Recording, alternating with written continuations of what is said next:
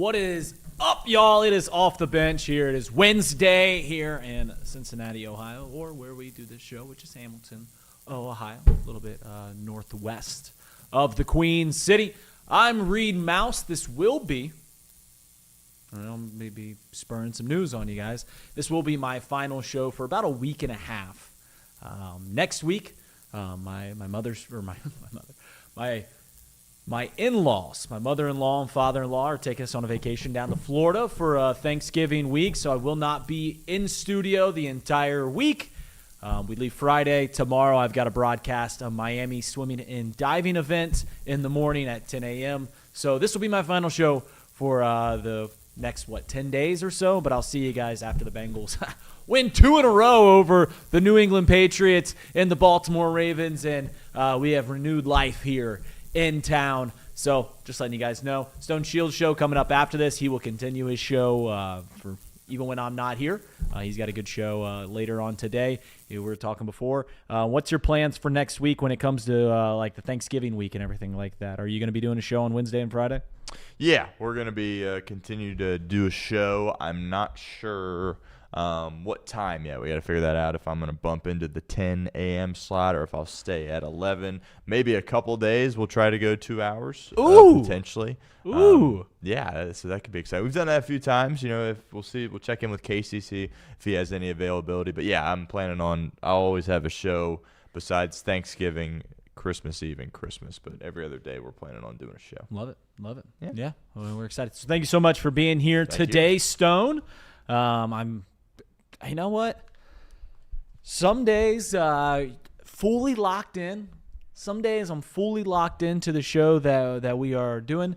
And then there's other days where, you know what? We're going to, like yesterday, we did buy or sell for a great majority of the show. Every single Wednesday, we do mailbag unless we have some guests and we kind of move things around. Today, we've got a very, very big mailbag that'll take up a good majority of the show. So that's how we're laying it all out. Thank you guys so much for being here. Give us a like, subscribe, all the good things. Thank you so much. And the first thing I wanted to talk about is kind of what we've talked about now for 2 days, and that is the Cincinnati Bengals are going to be playing the New England Patriots this Sunday. And now we know for certain that Ja'Marr Chase will not be there. On Monday we did the show, and we're like, we think he's going to get suspended because Jaylen Carter was quote-unquote suspended for that game. He was ejected before the game started, and then he got to play the next week for spitting on Dak Prescott. And then on Tuesday, we said, all right, there's a suspension, but Ja'Marr Chase is going to appeal. Now we found out, much to, we kind of knew that this was going to happen. We knew that appeal was unsuccessful, and now this Bengals offense is going to roll without Ja'Marr Chase. And they're playing Mike Vrabel's New England Patriots, who look to be not just one of the best teams in the AFC East, not just in the American Football Conference, but in the entire National Football League. This Sunday at home, the Cincinnati Bengals are 8.5-point underdogs.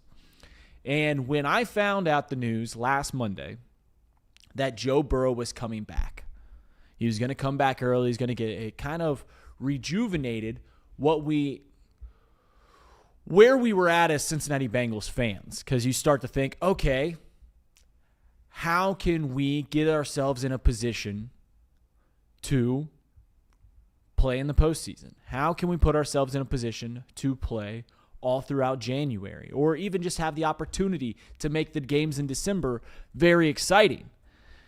And after the bye, after we lost to the New York Jets and the Chicago Bears, I started sitting around and I said, and I truly believed this then, and I, maybe to a lesser extent, but I firmly believe this now, that this Cincinnati Bengals team, because of how elite they are on one side of the ball, the offense, that they can beat anybody. And that includes the New England Patriots, who are vying for a 1 seed. And that includes Drake May, who is the betting favorite to win the MVP. And that includes Mike Vrabel, who looks to possibly be the coach of the year this season, or unless it's Kyle Shanahan and the San Francisco 49ers, because they're able to win games with everyone being banged up seemingly every single week. So I somewhat believe that this Bengals team can beat anybody. I'll firmly believe it. But there's a caveat to that. And the caveat is, the reason I believe that is because this team has one of the elite offenses in the NFL. Am I being a little reactive after watching how the offense played on Sunday against the Pittsburgh Steelers to rescind some of that belief? Sure. You guys know I'm a reactive fan. You guys know I'm a reactive. When I come in here and I talk about the Bengals every single day, I am reacting to what I just saw. And the offense, point blank, didn't look that good this week. And now they're going to go into it to where they just look their worst in the Joe Flacco era. The Joe Flacco starting for the Cincinnati Bengals. That was the worst game that they played. They were worth -2 points as they turned the ball over for defensive touchdowns twice and were only able to muster up 12 points. And now they're going to be without their best player, Ja'Marr Chase.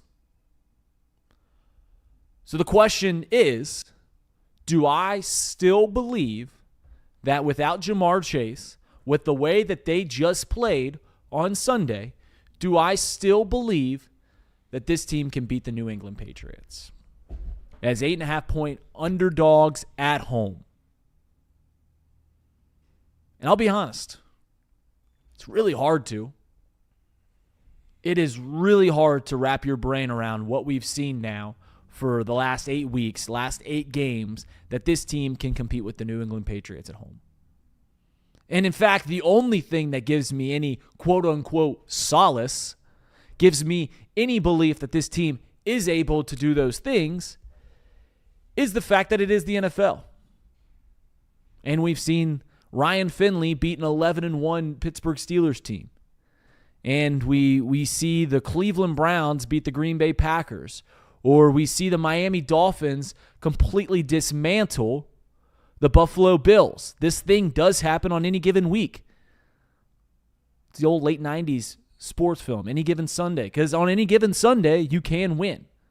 But I will admit, it's hard for me to see the path. It's hard for me without Ja'Marr Chase, because that was a big part of the reason that I thought that they could beat anyone, was Ja'Marr Chase and this team. And now we're going to be playing without Ja'Marr Chase. How do we see that path? I don't know.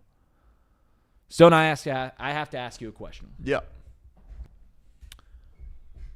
I said 2 weeks ago, this team can beat anybody. Yeah. Because of how elite the offense is.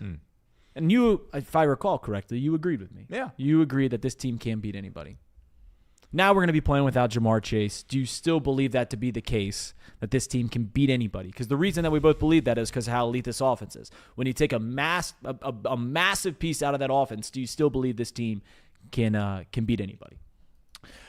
I still have some belief that they can offensively, but I'm not going to sit here and predict that they will. Joe Flacco, people are saying he was horrible. Like, I don't think he was horrible, but I think clearly it was his worst game as a Cincinnati Bengal, how he played against Pittsburgh. Right. We're going to see Higgins get a lot of opportunities. Yoshi, he played well in the first quarter of the game last week. Are we going to see Jermaine Burton? Do you think we see him perhaps this week, or is he going to continue to not play? Or Mitchell? What are the odds? What are the odds? You be a bookkeeper right now, and you give me odds that Jermaine Burton plays a snap on Sunday. Plus 250. So you still think it's very unlikely. You still think that even without Ja'Marr Chase going to be dressing, that they will still not dress Jermaine Burton and give him a snap. Yeah, I mean, I would say there's a better chance that he doesn't dress than he does. Okay. I'm trying to think of the roster off the top of my head and who would be the next person to fill that spot for Ja'Marr Chase. It'd be Jermaine Burton, right? You would think, right? Because Tinsley has been active. Yeah. So Charlie Jones is active. Right. Yeah. Kendrick Pryor's on the practice squad. I mean, if they went with him over Burton, if they went with Pryor over Burton, that's the end of it, right? Like, that's like, there's no point in continuing this thing with Jermaine Burton and keeping him in the locker room. Yeah, I think they're already kind of done. Okay. Because, you heard some stuff about, T. Higgins was taking him under his wing this offseason. He was making steps in the right direction. Well, clearly not, because he's not out there dressing with the team. So, I don't know. The talent's there, but clearly he's a troubled young man, unfortunately.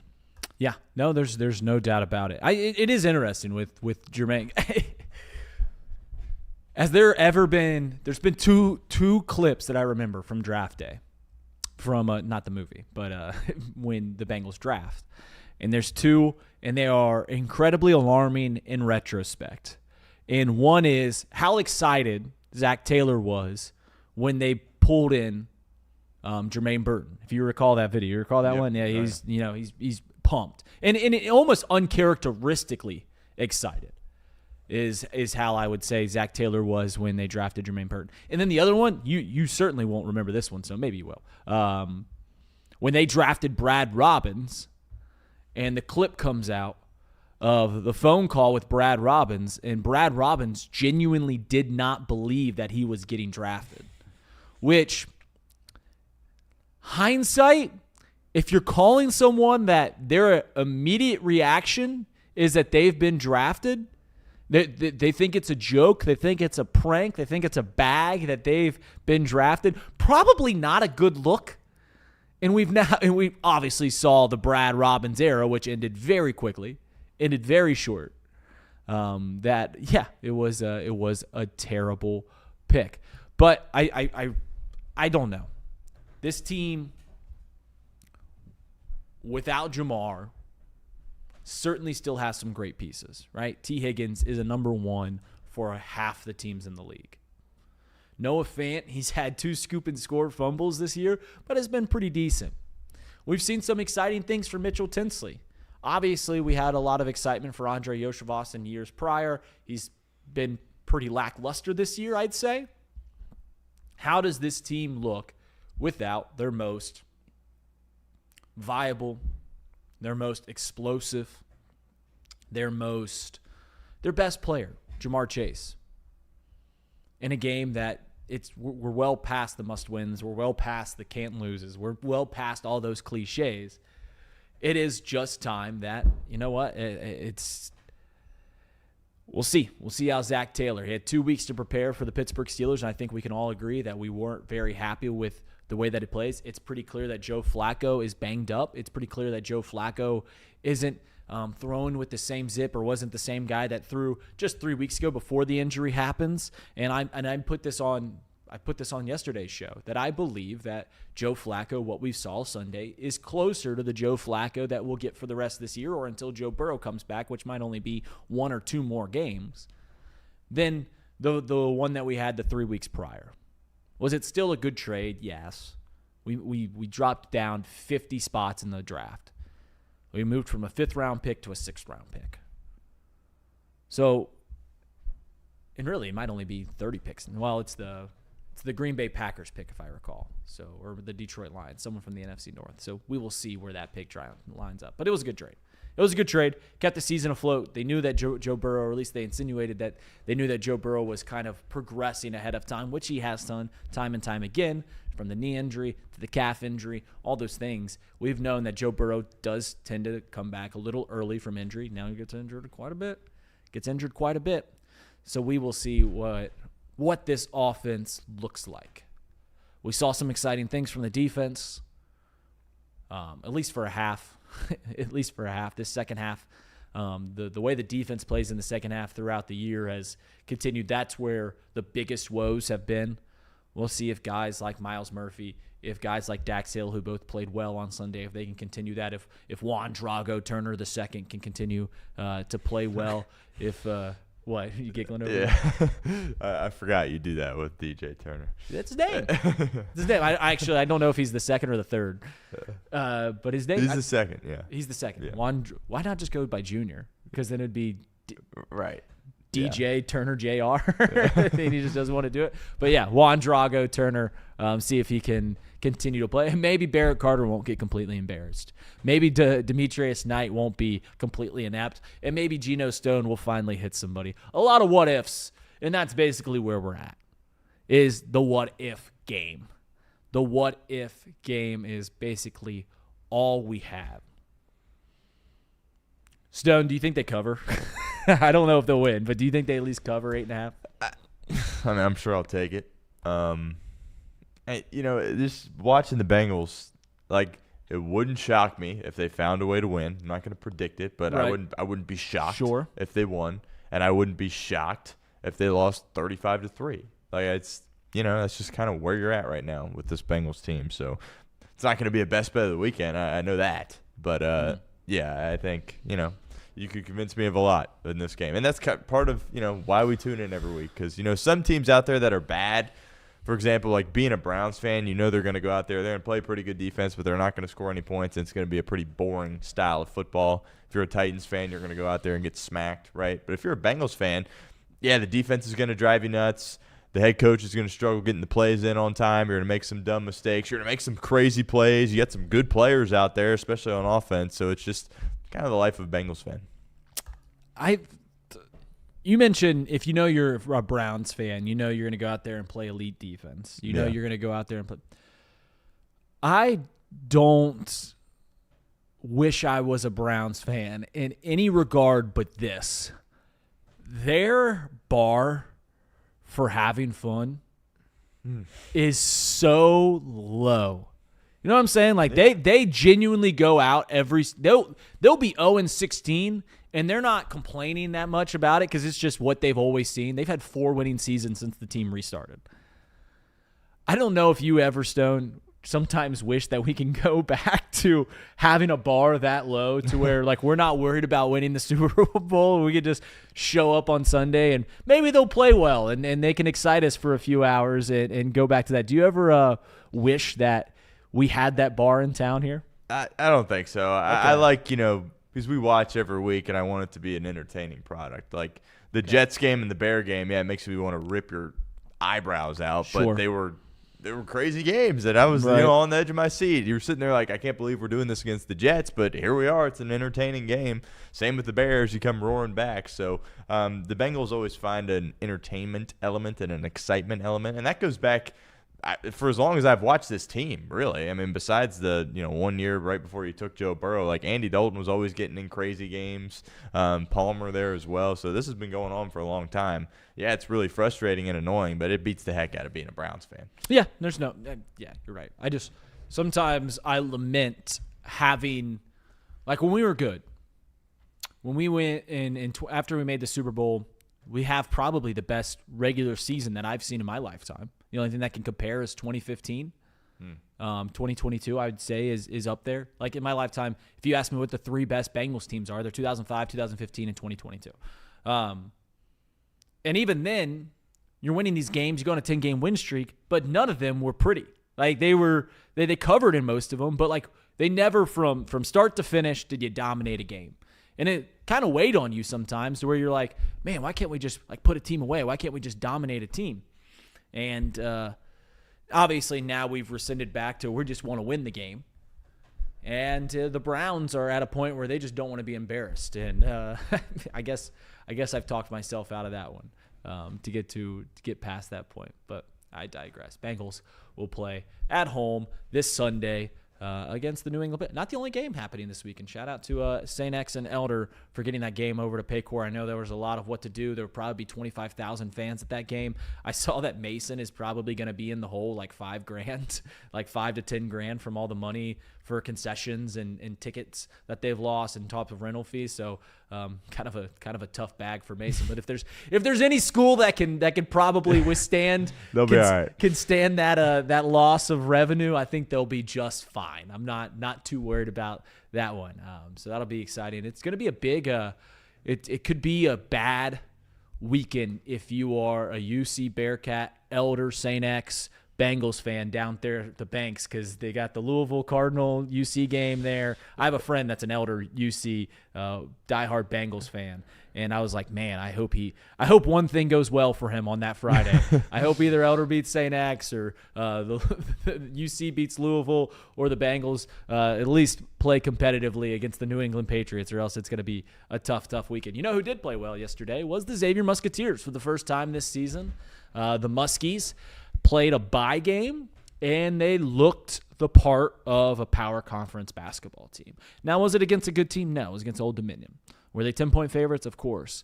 But for the first time that we've seen this season, the Xavier Musketeers are playing, power conference football, I think, or power conference basketball. I think we're still in for, guys like me that are Xavier fans, they're still in for a long, long season. Talking to some people, Wouldn't be a surprise if Xavier doesn't win 15 games. Wouldn't be a surprise if Xavier doesn't win a dozen games, which obviously is not par for the course as they've had 2 losing seasons over the last 40 years.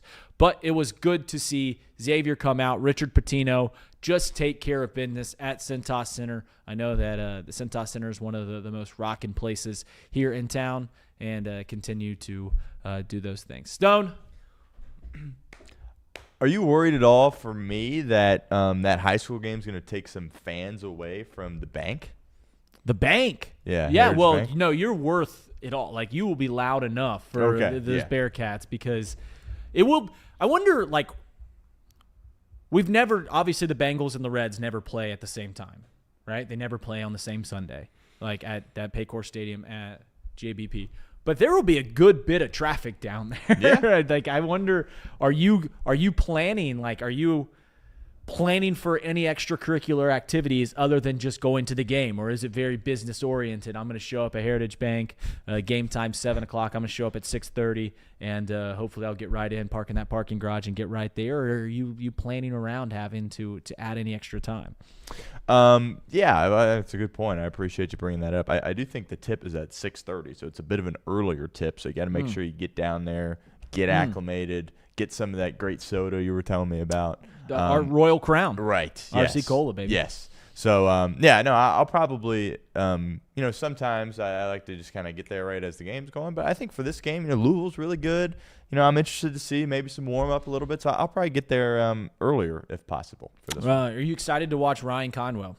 I am, yeah. I mean, he's a dog. top 25 player in the country, I would say. Really? Yeah, he's Put good. it there. Man, if only the Xavier Musketeers could have held on to him.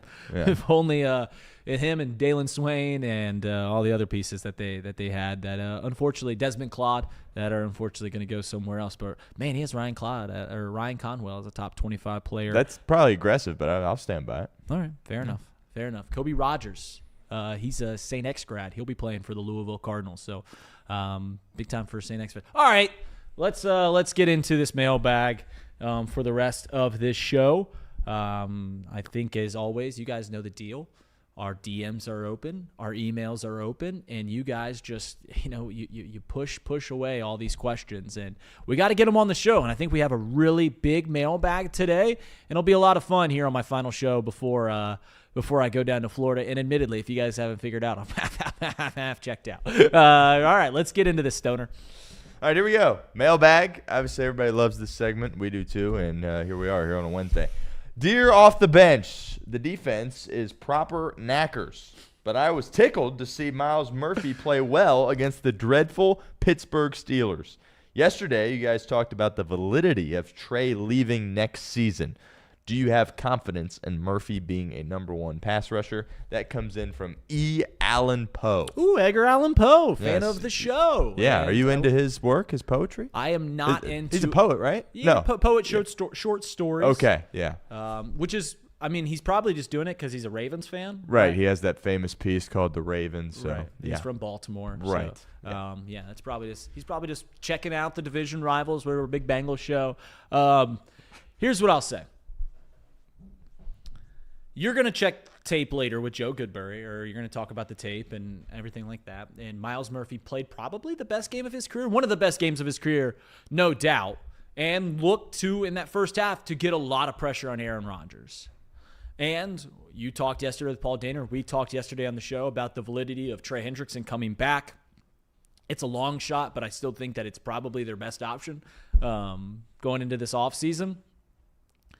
To answer the question, do I think Myles Murphy can be a number 1 pass rusher? No. I don't. He's been in the league now. This is his 3rd year. And he's played. We've seen spurts. We've seen a good game here. We've seen a good game there. We've seen him have a sack. We've seen him create pressure. But not at a consistent level enough to, all right, we're going to go into next year with Myles Murphy being our number 1 pass rusher, and that's what it's going to be, and I feel confident in that. Nowhere near that. No, I don't have any confidence that Myles Murphy can be the number 1 pass rusher. Do I feel good about him being a number 2? Sure, I guess.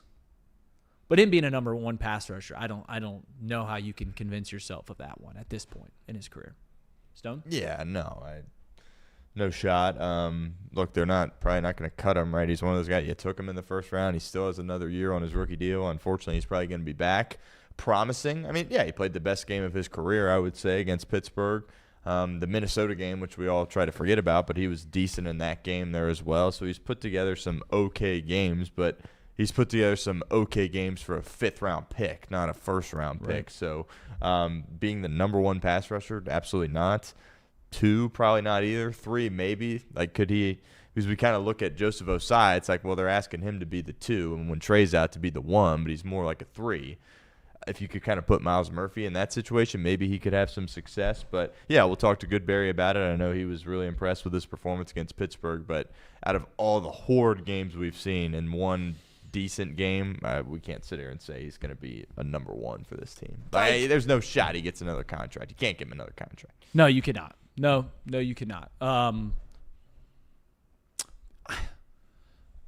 The good news is about where the Bengals are. And I wish Shemar Stewart was healthy. Because if the Bengals had Shemar Stewart and Myles Murphy every single week, you'd get a pretty good vision of where we're at with those two. It's pretty clear. Like it's pretty clear, but you can put a nail into it. Maybe not. Maybe it's way too early to say that with Shemar. But certainly we're getting to the point with Myles here where we're like, all right, we've got to figure this out, man.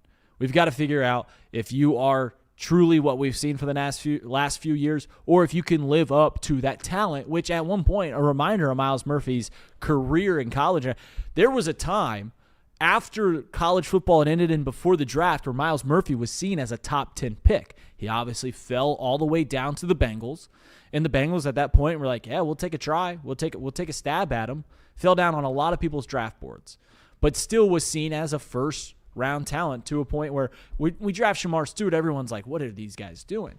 You draft Myles Murphy, everyone's sitting around going like, okay, we see that. We see that as a pick. It was a talent. He fell down to you. It didn't make a whole lot of sense at the time because we just extended Sam Hubbard and Trey Hendrickson. So so he wasn't going to get a whole lot of time. He was going to be a rotational piece. But, yeah, I don't know. Here's to hoping that Myles Murphy figures it out in these final 7 games of the year. Next mailbag. Here we go to Readeroo and Stony 2. The NFL has been aggressive in their marketing to Europe through an extended overseas schedule. The Wall Street Journal put out a report today that the league has been closely following the development of business-class supersonic travel. Ooh! Can you see a future where Europe gets a team and possibly a whole division? And that comes in from Ernest Hemingway. Wow, we got some legendary writers here. Yes, Are you an do. Old Man in the Sea kind of guy? Or? I have never read a Ernest Hemingway Okay, story. neither have I. I know For Whom the Bell Tolls is about the Spanish Civil War, which in turn made the Metallica song For Whom the Bell Tolls. So I do love that song, but I've never read an Ernest Hemingway story. So a few decades ago, supersonic travel was a thing, commercial. It was via the Concorde, which would go across seas. But because of the time it took to prepare, the money it took to do it all, it wasn't viable. It wasn't ready. Supersonic travel was not ready at the time, even though the Concorde used to do this. Now it seems that we are getting closer and closer to once again having commercial supersonic travel. And the reason that's so important is it drastically trims down the trip to cross the pond to the Atlantic Ocean. And this is something, according to that Wall Street Journal article that just was published this morning, is something that the NFL is closely eyeing. And the reason they're closely eyeing this is because their dream is to be a global game. When people talk about the NFL outside of America, they call it American football. But it is the biggest brand here in America for a reason. It is the product is just so darn good that they believe that they can go overseas and start have NFL franchises over in Europe. That is their dream. And there's a reason why in the early 2000s they started the Euro NFL with the Berlin Blitz and the Dresden Fire, which I think that was the name, which in hindsight, feels a little insensitive. They want to have European games, and that's why we've extended the slate over in Europe. They play in Berlin. They play in London. They do this. They're trying to grow this brand globally. That's how this NFL can continue not only to be the biggest sports league here in America, but possibly the biggest in the world. Do I think that the NFL is going to have a European team? I think it's hard to deny it. And it poses some crazy logistic questions to where if they have one team over in London or Dublin or Paris or Berlin or wherever, you're talking about a time change of 6 hours, 7 hours, 8 hours, depending on where you are in Europe, to where if a team in your division's got to go over there every single year, they're going to welcome in 8 home games. They're going to 8 different teams or whatever it is. Yeah, 8 different teams every single year is going to have to, on a week's notice, get accustomed to that time zone and play. I don't know. And what about them? What about the team over there? They've got to travel over this way 9 times, 8 times every single season. And that's why they're looking so aggressively into supersonic travel, because it's just going to help with the logistics. You don't have a 12-hour flight, 10-hour flight. I don't know how long it's going to take to get over the pond with supersonic travel, but it's definitely going to cut down on it. And the thing that makes sense is not just to have one team. What if you had a whole division over there to where they play themselves and they don't have to worry about their interdivision games? That takes off half their schedule to where they can just stay over in their side of the world. And yeah, they have to come over here for half the games, but would make it a little more logistic. So my point in full is that A, yes, I don't know when, but there will be an NFL team overseas. There will be. Just will. And B, I do believe that if they do one team over there, they're going to do a whole division. Stone, I don't know if you thought too much about this topic. How likely do you think the NFL gets a team across the pond? Seems like it's definitely trending in that direction. I agree with you. I think at some point there will be a team that resides overseas. Personally, I hate it. I don't like it whatsoever. I think they're doing too much games overseas. I think you don't like the morning game? 2 or 3 times a year, not like all the time like they're doing right now. Okay. So, and a lot of times it takes away from the 1 o'clock window. I remember growing up, the 1 o'clock window was awesome. Like, yeah, Sunday night was great, Monday night was great, but you had bangers in the 1 o'clock window. Sometimes nowadays you have a 1 o'clock window stinker, and then if you only have 3 games in the 4 o'clock window and 2 of those stink or all 3 of those stink, that's not good either. And I think it's kind of, when I look at the NFL, just as a fan, not as a Bengals fan, this year, I mean, it's been one of the worst years, I think, as far as entertainment goes, and I think it's only going to get worse if you have teams overseas.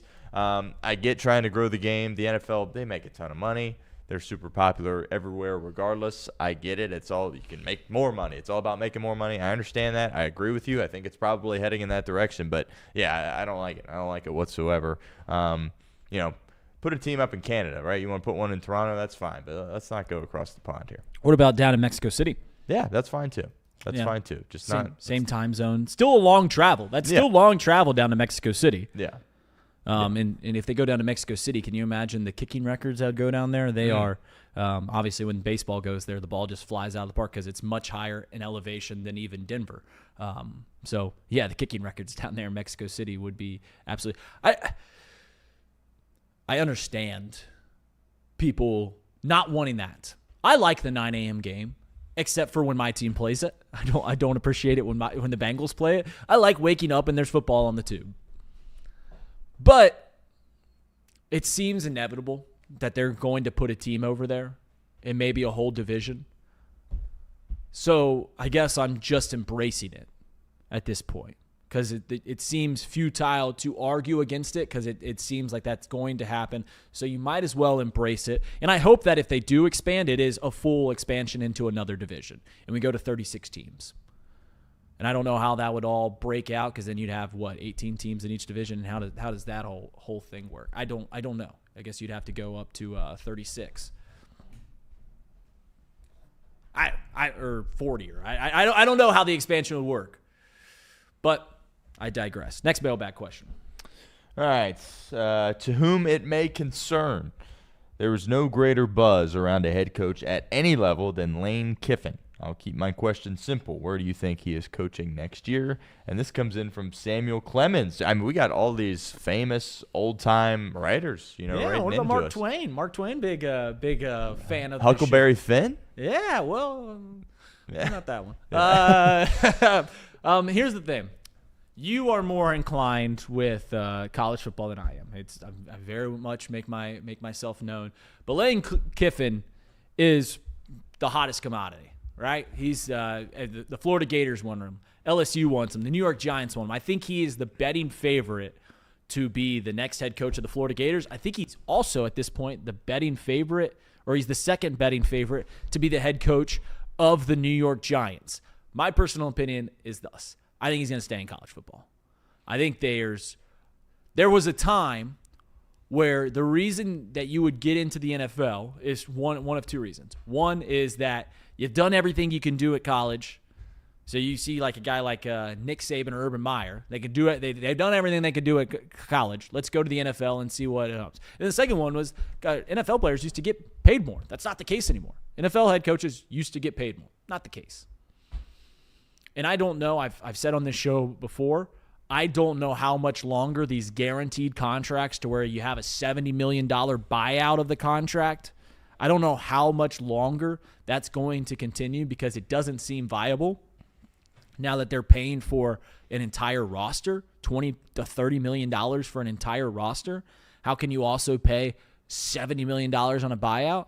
I mean, I guess I'm negating some of these donors and how much money that they truly have. But you can only do so many buyouts before you're like, dude, we are locked up in so much money.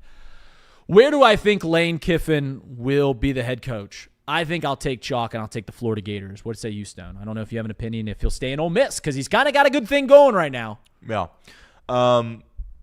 It's crazy. Right? We haven't seen a head coach, be this hot of a commodity in quite some time when you're talking about NFL teams and teams in the collegiate ranks there as well. It's interesting. If this was pre-NIL, obviously he's gone, and there's no chance he's staying at Ole Miss. I think now there actually is a chance, and there's been some reports that Ole Miss is basically blank checking them, saying, we want you here, whatever you want, sign us up. And, obviously this day and age with NIL, apparently Ole Miss has a lot of money, and they have a lot of donors, which kind of surprises me. But, they are down south there, and obviously they've won a lot of games with Kiffin, and they want to continue funding that program. I agree. If I had to pick a place right now, I would say Florida. He was a big Spurrier guy. Spurrier's a big guy and, his career, a guy that he's looked up to for a long time. I think he would love to go to Florida. I think the question he's going to ask himself is, do I think I can win a title here at Ole Miss? And based on the reporting with all the NIL, I think you kind of could. And it's definitely going out on a limb a little bit. Look, he could stay at Ole Miss in Oxford, Mississippi. Doesn't have the pressure of having to win a nice national title. Like, if he just wins 9-10 games a year, they'll build a statue for him in Oxford, Mississippi. And that's a pretty good life. But also, Kiffin, he's a very competitive guy, has been for a long time. He's only 50 years of age. I think he would like to try to have a big-time job. Personally, I would like the Florida job over the LSU job.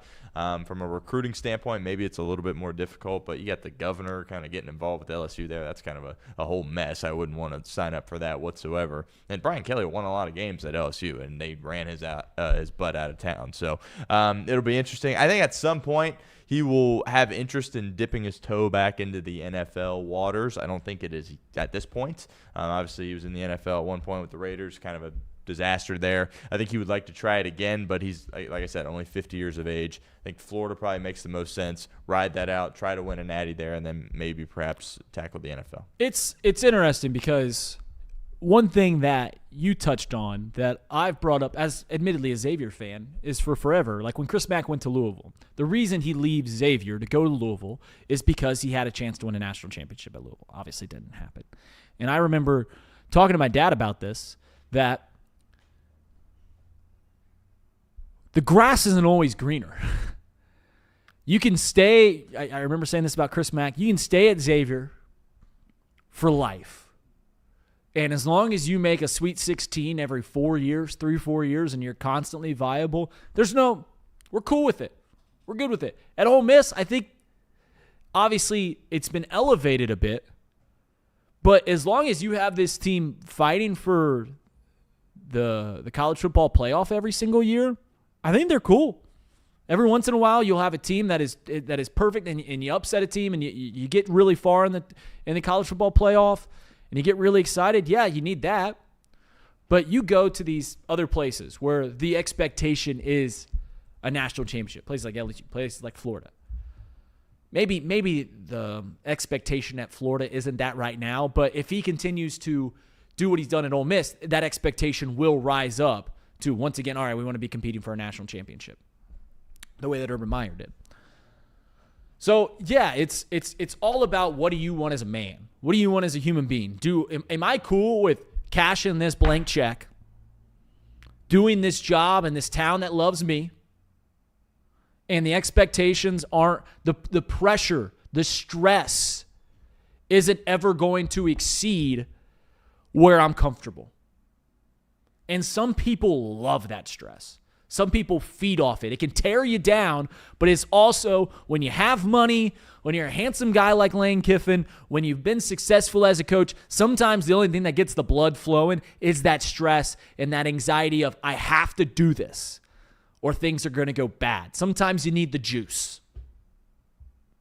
You hear those stories about Phil Mickelson, and he's a world championship golfer, but he needed to put hundreds of thousands of dollars on practice rounds just to get some juice, just to feel alive. And I don't know if Lane Kiffin is like that. That was a former version of Lane Kiffin, but maybe not nowadays. But you just got to ask yourself. You got to look in the mirror and be like, all right, I'll have enough money to live comfortably, our kids to live comfortably, our grandkids to live comfortably if I stay here in Oxford, Mississippi. But is that what I want? Am I cool with just being the big fish here? Am I cool with, never being a perennial championship contender? A lot of things got to go right for me to win that championship. Am I cool with that? But also, I'm not losing sleep. I'm not waking up every day wondering what the local media is going to say about me or what the local donor or do I have these local donors on my side? What happens if this big transfer doesn't come here? Am I going to lose my job? Am I going to have to uproot my family once again? No, I've got roots here. It's up to Lane Kiffin. I think he is going to move. But it's always a very interesting thing. Because I'll be completely honest, me as a man, if you're asking me, I think I'm okay with, all right, I'll take this money. I live comfortably. The stress isn't very low. I'm doing what I love, which is coaching. And if I never win a national championship, that's something that I'm willing to lay my bed in. I'm willing to lay in that bed over the next 40 years of, all right, I'm cool with just working this job for as long as I can. Next mailbag. All right, here we go. From Mead Rouse and Stone Shields. It's not a secret that the Bengals have made misstep after misstep during this era. If you had a time machine and could orchestrate the Bengals to redo one move over the last few years, what would it be? Good question. Comes in from Charles Gusteau. Charles Gusteau. Man, we have assassins in the chat too. Do you know which president he assassinated? Garfield. That is right. You knew that because I watched that show. Yeah, Charles Gusteau. Thanks so much for the question, Charles Gusteau. Yeah, it's no secret. The Bengals have made several missteps. They have. And they probably will continue to do it. So if I can get one look at this again, you get to travel back in time, you get to make one redo. And there's a list of several that you could make. Do they sign Jesse Bates instead of extending Jermaine Pratt and Logan Wilson? Do they bring back DJ Reader? Do they, instead of drafting any of their defensive picks, do they go elsewhere? And I'll be very candid with you guys. I don't know who was drafted around the picks. I mean, the short list of Shemar Stewart is absolutely terrible. But is there someone that we could have picked 3 picks later that turns the thing around? No, I think that was too late for it. And I still am of the belief that a safety is, if you're looking at the field of play, 22 starters on a field, a safety in terms of units, you're talking offensive line, quarterback, running back, wide receivers, defensive line, linebacker, cornerback, safety. Safeties are pretty far down on the totem pole for me. They're very, very far down. I think a cornerback's more important. I think edge rushers are more important. I think defensive tackles are more important on the defensive side. Really, it's just which do you think is more important, a safety or a linebacker? And we're seeing both in that play at both those positions. The easy answer that most people will say is, all right, we'd rather take Jesse Bates, who is an elite safety, and not re-sign Logan Wilson and Jermaine Pratt, who are no longer on the team anymore. But that feels like a lazy pull to me. So I'll go a little outside. And I think that a big reason that we've seen the defense that was never great, but over this last 2 years was incredibly bad, was a guy like DJ Reader going to the Detroit Lions. So if I could go back in time and I can pull one thing, I'd say we got to keep DJ Reader here. We cannot let him go away. Stone?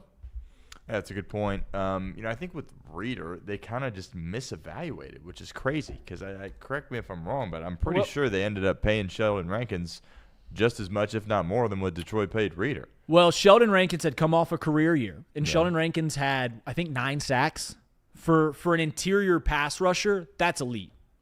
And if you look around the NFL, there is not a greater there besides quarterback. If you have an elite interior pass rusher, that is the best commodity you can have. You look at that. The reason the Chiefs' defense has been great for so long and the reason it doesn't look as good right now is because Chris Jones. The reason that the Rams beat us in the Super Bowl is because of Aaron Donald. If you have an interior pass rusher, that there are so few in this league that can do that. That if you get that is amazing. Sheldon Rankins was supposed to be that, and they said, all right, we're going to take Sheldon Rankins, who is a little younger than DJ Reader, and he can get to the quarterback. And also, DJ Reader had the injury. But, sorry, I completely hijacked your point. No, all good. I think it's definitely one of the top ones for sure is Reader. I know you said it's kind of lazy to say Jesse Bates, but maybe if you had a competent guy to play safety, it would be. But your safety position has stunk. So for me, it's probably Jesse Bates, and he was a great leader too, a great kind of captain-like guy. Had great rapport with Burrow and a lot of the other leaders on the team. I would have just paid him. I think the defense would look totally different. This isn't something where he's fallen off since leaving Cincinnati. He's still balling. And obviously it's been several years. And the two other things obviously are the Shemar Stewart pick and, of course, the Myles Murphy pick. With Shemar Stewart, there's several guys. Malachi Starks, Gray Zabel, who's starting offensive lineman for the Seahawks. He's playing really well. I think he may have just got banged up, but he was having a really good year. Plenty of guys. Jahad Campbell, linebacker for the Eagles. He's been tremendous. Nolan Smith, by the way, was taken after he took Myles Murphy in the 23 draft. So I think those three would be at the top of that list. And when you miss in the first round consistently, you're going to have issues, right? I mean, when you're picking guys in the first round, you got to have quality guys that can at least start for you for 4 years. Do you necessarily have to give them a second contract? No, but they have to be starters that you can count on for 4 years. And the Bengals don't have that with Shemar Stewart and Myles Murphy. And at such a critical position, edge rusher, they're paying the price. Yeah, I'm looking at when it comes to edge rusher, and I said this, Shemar Stewart obviously is a terrible pick. Obviously, and they skipped over some great players. But it happened so recently that even if, we hit on that pick, I think we're still looking at a bleak outlook going forward on this team. So I'd have to go all the way back to the Myles Murphy draft, and I'm just looking around that draft, and we took Myles Murphy at 28. The very next pick was Brian Brees, who has 14 sacks as a defensive tackle, which is absolutely nothing to shake your head at. And then obviously in the second round, the Los Angeles Chargers took the D lineman from it's Thule. I'm not going to try and pronounce his last name, but do you know his last name? Thule. You want to take a stab at it? For who? The Chargers. Tuipula. The Hawaiian name, the Pacific Islander name, but he was drafted in the second round that year, and he's had 24 sacks. So yeah, there's several places to go. I think the biggest one is DJ Reader. Just passing on DJ Reader, and I get why they did it. But we are working with hindsight. We passed on DJ Reader because he was over 30. He was coming off a bad injury, and we just weren't in the business of paying for that. And now we have the benefit of hindsight. So, yeah, I think you bring back DJ Reader. And I think this defense, while its ceiling isn't massively higher, it is certainly better. The defense would play much better than it plays right now. Next mailbag. All right, here we go. Wow, this mailbag took a bit of a dark turn here. Reader and Stone, love the show. Okay, thanks. There have been reports that the Pirates are willing to commit large amounts of money this offseason. They were in on Naylor and appear to be in on Schwarber. 1, do you find any validity in these reports? And 2, what does it say about the Reds if they're outspent by the Buccos? From Sirhan. You know Sirhan? I do, yes. He killed a Kennedy, did he not? He did. Robert killed Bobby. I mean, I don't know who watches our show these days. Yeah. I don't know who watches these shows. But, yeah. So reports came out that the Pirates are willing to spend, I think it's upwards of $40 million this offseason, committing that to adding on to their payroll, not just like long-term.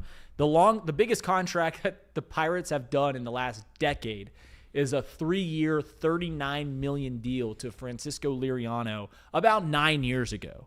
8 years ago when they were still vying. That was right after they won 99 games in 2015. There's been some reporting. I don't know where I saw this, so please don't get on me if it's bad reporting.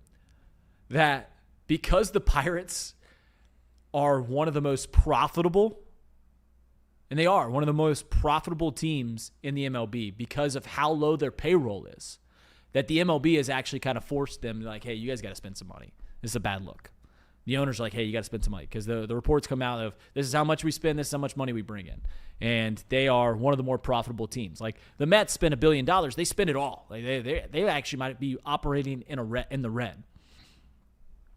So they are going to commit now that they have Cy Young winner, Rookie of the Year winner, Paul Skeens. They have O'Neal Cruz. They're going to see if they can do this. And I think this is what's going to happen with the Pittsburgh Pirates. They have come out and said that. I think they're getting pressured to do so. And I think that they're going to be in on some names that you will be surprised by. Naylor, Kyle Schwarber, some names, right? Some big names. I think they offered $80 million to Naylor, which is twice as big of the biggest contract that they've offered a free agent ever. And I think we'll get to the end of the free agency period, and they will have nothing to show for it, and they will make some bad bets. They will make some bad bets on some players, giving players more than their value because they've already gone out. I think there is validity that they are going to spend money. But I anticipate that they will not be able to get any big needle movers, and what they'll do is they'll do a Los Angeles Angels style contract to where you like see it and you're like, $40 million for Zach Cozart. What? $35 million for 34-year-old Dexter Fowler? What are you talking about? Anthony Rendon, $260 million for a guy who doesn't even like to play the game? I think that we will see a Pirates-style signing at the end just so that they can appease the fans, just so that they can go, we are spending money. We did it. We committed to this money. We said we're going to commit to this money, and instead of pocketing it because the actual targets that they wanted didn't come through, they're going to make some bad bets, and it's going to actually set their franchise back. What does it say about the Reds? If they're getting outspit by the Buccos, I don't think it says a whole lot, to be honest. There will be a lot said. There will be a lot said by fans if the Buccos have a higher payroll than the Reds, especially if the Reds don't contend next year. There will be a lot said, and it will make a lot of waves. But I don't think that it says a whole, because the Reds are kind of stuck in the way that they're going to operate. We kind of know how the Reds are going to operate. And they're trying to, win on the margins, take these, get these players like Gavin Lux, Austin Hayes, guys like that, and hope, quite literally hope that you are exceeding expectations. You get quality players and hope that they can get over top of that. But I think there's going to have to be some hindsight, and we'll see how it both plays out. Just a reminder that the Buccos obviously didn't have a good year last year. The Reds made the postseason 2 years ago. The difference between the Pirates and the Reds was like 2 games. I think the Pirates won 75 games in 2024. So, and I don't know if you have an opinion on the Buccos. And let me ask you this: if the Pirates outspin the Reds, what do you think that says to you? Yeah, it'd make me feel sick, especially if they got Kyle Schwarber, right? Because if Kyle Schwarber goes to the Pirates, he doesn't want a ring. He just wants as much money as he can get. And if you let the Pirates outspend you, that's a really tough feeling there to stomach. I don't know if I'm buying it, though, honestly. Look, they should, right? Because they got Paul Skeens, and I think he's the best player not named Shohei Ohtani. Paul Skeens is that guy. But then again, he's not a quarterback. He's a starting pitcher. You can only get him every fifth day. You can't necessarily lean on him to win a ton of games for you. You need some offensive help. Again, I don't know if I'm really buying this. We'll see. But, yeah, that would be incredibly embarrassing if you let the Pirates get Kyle Schwarber instead of you. Yeah, we'll see. Yeah, we'll see. I hold me to this. We'll see at the end of the free agents period when it's all said and done if they made some bad bets, because that's what I anticipate that they will do. They will outspend for mediocre players because they've told their fan base, they told the MLB that they are going to commit to their payroll, and it's going to be some bad bets. Next mailbag. All right, OTB. I'll make my question short. How would you rank the following Cincinnati venues? GABP, Paycor, Heritage, TQL, Fifth Third, Nippert, and Cintas from the CIA. Ooh, another assassin. All right, here's what we'll do here. I'll go one's TQL. Never been there. Looks amazing. Everyone speaks very highly of it. So I guess I'm speaking not from my own. I'm going off of others' opinions. One second. Let me ask you this question. Because sometimes you get on me about this. So if I sit out there and say, well, this is the best blank, you get mad and say, well, it's not the best. It's just your favorites. So are we doing favorites here, or technically what is the best? Because technically Paycor obviously is the worst. Well, sorry, besides Heritage Bank. But are we doing favorites here? I think I'm going off of, I guess it's kind of intertwined because it is personal preference, right? Right. It is personal preference. So I guess I'm going intertwined, and I'm basing, like, I've never been to TQL. So I'd be disqualified if I was just going off of my favorite. But I'm going off of what other people have said. So a combination of the both. Okay. Sorry I didn't answer your question. That's I all right. kind of copped out. Yep. But a combination of both. I'll go TQL 1. I will actually go. So if this is about, I'll go Cintas 2 because I like that one. I will go GABP 3. I will go Fifth Third 4. I like Nippert, and I think that after Nippert, this is where it gets bad. Then I'll go Nippert. Then I'll go Paycor, Heritage Bank. Paycor is an abomination. Heritage Bank is somehow worse. Yeah. Your rankings. 1 is clearly TQL. I don't think you can debate that. 2, I'm gonna go like a little bit more favoritism here rather than technically. Favoritism would say GABP. Got a lot of great memories in the Reds ballpark. I love the smokestacks. I love everything about GABP. I've been to a couple. I haven't been to a ton of MLB parks, but I've enjoyed all of them. But I love me some GABP. So I got the Reds Stadium there at 2. At 3, to me, is clearly Fifth Third. The renovations there are incredible. Before the renovations, it was bad. But correct. Yeah, it's nice. Absolutely. Totally different after the renovations. I think they did a great job there. It feels big, right? Because Big 12 basketball is big. It should feel big, and it does when you go to Fifth Third. I've got Fifth Third at 3. And now is where it gets tricky because obviously Paycor is a dump. But, again, I got good memories in Paycor. I've been in Paycor a bunch. I don't hate that. I was there for the playoff win against the Raiders. It was an awesome day. So I'm going to put Paycor there. And I understand it's probably the worst stadium in the NFL. It's not great, but, I'm going to put them next. So then we're down to Nippert, Cintas, and Heritage. I'm going to go with Nippert. I just like it's a smaller stadium, kind of, there's some history and tradition there that I like. When it fills out, it can get raucous, especially at night. So I got Nippert there. Cintas, I have second to last. I'm not a Xavier guy. I've been very open about that. Do have some good memories. I graduated high school at Cintas. Our basketball team lost to Moeller, I think, yes, at Cintas. That wasn't a good memory, so mixed emotions there. But technically, you would have Cintas higher, and then last, of course, Heritage Bank. But looking forward to being there Friday. All right. I think I'm with you. TQL has to be 1, and I think how you do the middle part is just preference and what you want. I always say this about GABP. GABP is a really nice stadium. It really is. It's a really nice stadium. Major League Baseball has a lot of really nice stadiums. Yes. There's 30 MLB stadiums. There's 28 really nice stadiums. And I often, when you do the MLB rankings, I often put GABP right in the middle. Put it 15 or 16 every single time because that's where I think it is. And I don't think that's I don't think that's a stray at GABP. I don't think that is tearing down GABP, even if you have it at like 20. I think that's more of a fact of how nice MLB stadiums are. Most have some character, some old ones, some very, very renovated new ones. I think GABP is probably the fourth best in the division.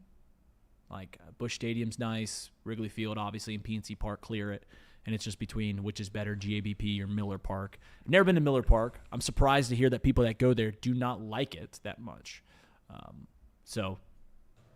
Wrigley's my favorite park I've been to. Wrigley is amazing. Wrigley is If awesome. you are a baseball fan and you take away, because I know everyone hates the Cubs.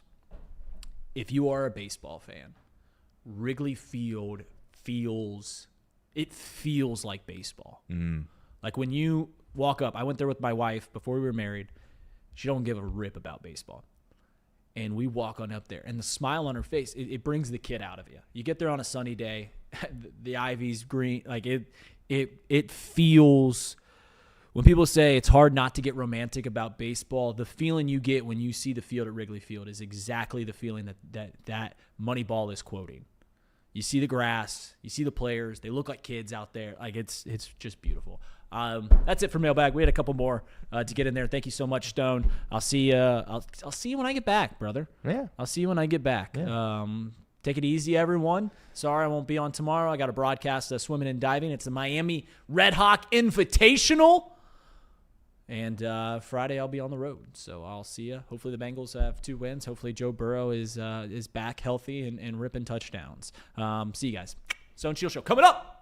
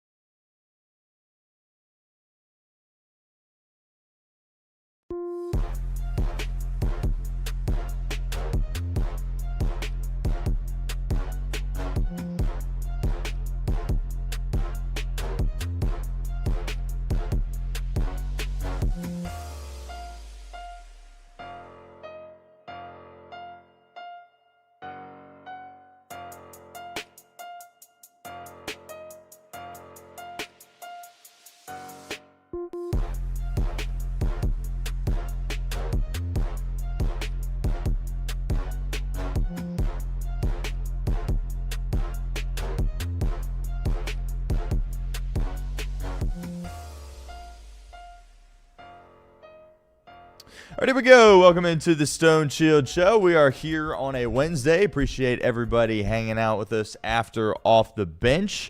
Plenty to discuss on today's show. Lots of college basketball we got to talk about. 2 great games last night. 2 more great games tonight. Top 5 matchup, Arizona, Connecticut. That should be awesome. We'll talk a little bit about that. New college football playoff rankings came out last night. Overall, don't have any serious, real issues with any of it. I definitely would have flipped the 9 and 10 teams that they have ranked, but we'll go through my CFB top 10 as we always do here on Wednesdays.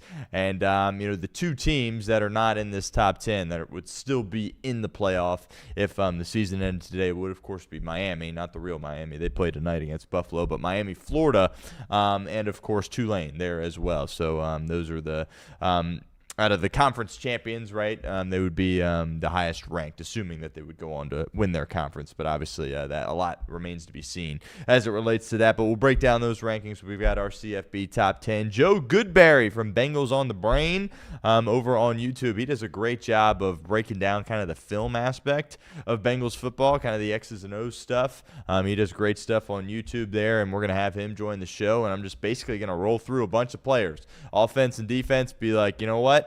Dax Hill, I like him. A lot of people don't. Can you build around him? What's the film say about him? We're just going to kind of go through the list there. So looking forward to having Joe on the show in about 20 minutes from now. Joe Goodberry, stick around for that. We've had a couple of good guests here this week. Paul Dehner was on yesterday. That interview is up. It's on the channel. Check it out if you haven't done so already. Clips also on social media there as well. We do have an Instagram page. It's up and running at The Stone Shield Show on Instagram. Make sure you check that out. We'll start to get some more clips up there as well. Our social team's done a tremendous job. Obviously, Nick Kirby does great work helping us out, leading the charge there with that. And, looking to get more of our clips up and out there on social media. So, give us a follow. Give, of course, Chatterbox Sports a follow there as well if you have not done so already. The Lions. Are they in trouble? Right? A lot gets made of these quarterbacks. Now they perform in inclement weather, but when you have a guy like Jared Goff, and in a lot of ways it reminds me of Tua. It's like you put Tua in a situation where it's 30 degrees and the weather's not perfect, he stinks. Kind of looks like Jared Goff is that same player, as this has kind of been a reoccurring theme, and that might hold the Lions back, right? Their window might be shut. Maybe their window shut when Ben Johnson left, but, if you're going to play in this conference and play in the postseason, right, you got to go 2 places like Philadelphia. You got to go 2 places like Green Bay. Shoot, maybe even Chicago if Ben Johnson gets this thing rolling. And you just look at Goff out there, and he looks cold. He's going with the double glove thing, which Peyton Manning did that at the end of his career, and it worked out, and he still won a lot of games. But I don't like my quarterback going out there with double gloves.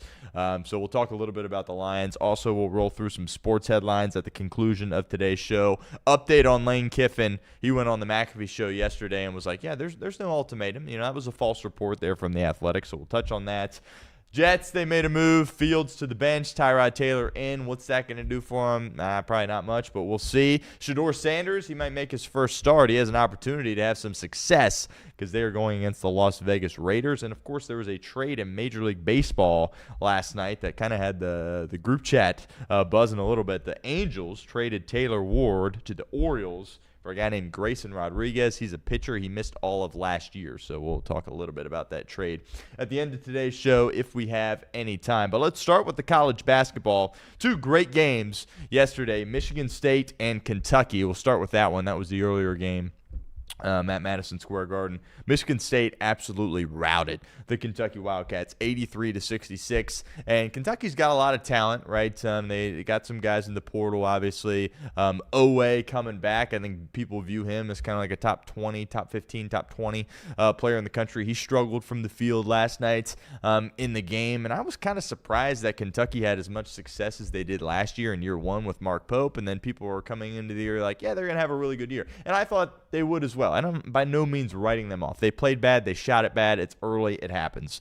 But clearly Michigan State was the better team in this game. And Michigan State kind of has flown under the radar. I'll be very open and transparent here. I love Tom Izzo. I have loved Tom Izzo my whole life. You know, him and Nate Oates, my two favorite coaches in college basketball. He's tremendous. And they've got a veteran group, right? Kohler's coming back. He had a 20-point night last night. They were shooting the ball well. And a lot of times, you know, in college basketball, you get all these guys and they're transferring, and there's a lot of schools that start a lot of freshmen like Duke. We'll talk about them in a second. But when you look at these teams that are winning national titles, it's guys that have, you know, been around a little bit and have played, and there's some continuity there. And that certainly exists within this Michigan State team. I was really impressed with them. And Izzo team is always going to be very disciplined, and they're always going to be very, very tough as well. And they're going to be a presence on the glass, offense and defense. You saw that in the game. Now, obviously, they shot it a lot better than Kentucky, so Kentucky didn't really have much of a chance, but they really brought it to them from a physicality and toughness perspective, and they continue their undefeated start here to the season. And I think Michigan State absolutely a threat in the Big Ten. I think that matchup with Michigan, right, those teams are really, really good, and I'm looking forward to seeing how that plays out in the Big Ten. But absolutely Michigan State, a national title contender here at this point. And yeah, that shouldn't surprise a lot of people. Tom Izzo's been doing this for a long time. He knows what he's doing. He's a tremendous coach, and they kind of floated under the radar a little bit here, but not for long. As after a dominant performance like that against Kentucky, 83-66, but it felt like even worse than that, honestly, for Kentucky. So Mark Pope and company, they got some soul searching to do. Who's going to be their guy to go get him a bucket, right? We know what Owe can do from a toughness perspective inside, but who's that guard that's really going to take the next step for him and step up and make some clutch shots? Everybody's still trying to feel out their identity of it as a team here at this point, because, you know, a lot of teams, and we were kind of touching on this with the NIL and the portal. I mean, college basketball, there's not much continuity, right? You got a team like Houston, who they still kind of have their core. Obviously, Cryer left from last year; he's done, but they still have, you know, guys like Sharp and Uzan's back at that point guard spot there for them. But they got some freshmen that they're trying to get acclimated here in the lineup. Duke, obviously, we'll talk about them here in a second. They're a totally different team. So if you have a situation there like Michigan State where you have that continuity and they have that built-in relationship with these guys, I think it gives you an advantage, certainly. In Kentucky, they've got some guys that have come back, but, you know, Diabate coming over from Alabama, what's his role kind of got to look like? So they got to find out a lot. And when you're a team and you play these difficult matchups early on, it isn't always going to look pretty. So I commend Kentucky for, you know, playing in a game like this, but clearly Michigan State was the better team. I think Kentucky will figure it out, but let's be clear here, the best team in the state of Kentucky are the Louisville Cardinals, and the Cincinnati Bearcats are going to have to deal with them. We'll talk about that game more on tomorrow's show and, of course, Friday as well. Duke beats Kansas 78-66, the later game at the Garden last night. And, look, Duke's going to be good. I'm not a Duke fan, and I know a lot of people are Duke haters. I wouldn't consider myself a Duke hater, but I'd get it if you are. That's fine. The fact that they didn't win it last year kind of just, especially this Florida one, and that wasn't a very likable team, right? You know, Golden, their head coach, he's kind of and not a ton. I mean, Clayton was great, but, you know, some of those guards I don't know. It just wasn't a team that if you're not a Florida fan, you probably weren't rallying around them and rooting for them. That Duke team, I really started to like, especially, you know, towards the end of the year, ACC tournament, into the big dance, obviously. I mean, the three freshmen that they had, I mean, Malawach, Flagg, and Knipple, just unbelievable. Just unbelievable. And, yeah, that's what happens when you recruit top-of-the-line recruits like that. It's one and done. You have an opportunity, and you just fall a little bit short against a really good Houston team. They lost by, a bucket in that game. And that's devastating. It's heartbreaking. They're not going to be nearly that good this year. Doesn't mean they can't win the national title. There's always, 10, 12 teams that have an opportunity to win one coming into the year, I think. And they're not going to be as good as last year, but they still have some pieces, right? Obviously, the Boozer twins, they come in, Cameron and Caden. Caden's the smaller one, comes off the bench, more of a guard. And then Cameron, obviously, is more of a threat in the post for them. In a lot of ways, he reminds me of Banchero from a couple of years ago. Now, he's not he hangs out in the post and on the block a little bit more, as he should, right? His dad's Carlos Boozer. We all understand that. But he can still shoot it. He can still handle the ball. He's not quite as smooth, obviously, as Banchero. And when you're making these comparisons between players, it's never going to be perfect. But I was just watching him last night going, yeah, that looks a lot like Paolo Banchero and how he was operating with Coach K in his final year a couple of years ago. But he's really good. And then you have some guys that were kind of bench players for that Duke team last year that are now kind of being stepped up and being asked to be kind of starters starters for them. So I think Shire's tremendous. Only a matter of time before he gets a championship. Obviously won one as a player. He's a tremendous coach.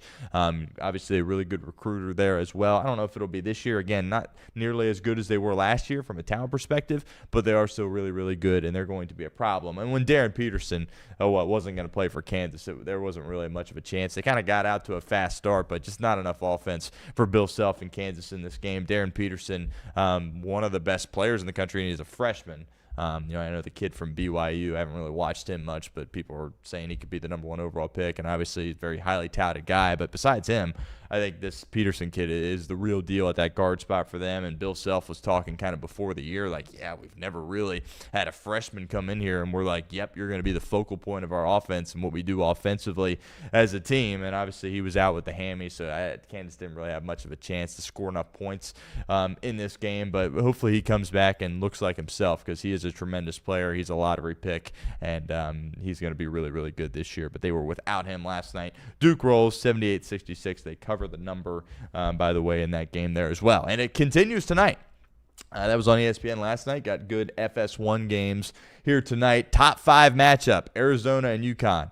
I can't wait. UConn, they win the back-to-back national titles, and then last year they kind of regress a little bit. They still were a really solid team, but they are back to being national title contenders this year. Caravan comes back. What a great career he has had. What a great player he is. Complete player, can defend, can shoot, can facilitate. He's tremendous. Danny Hurley obviously loves him. And then Solo Ball, right? As a junior, he kind of really started to get his playing time. Last year, he was sensational last year for them.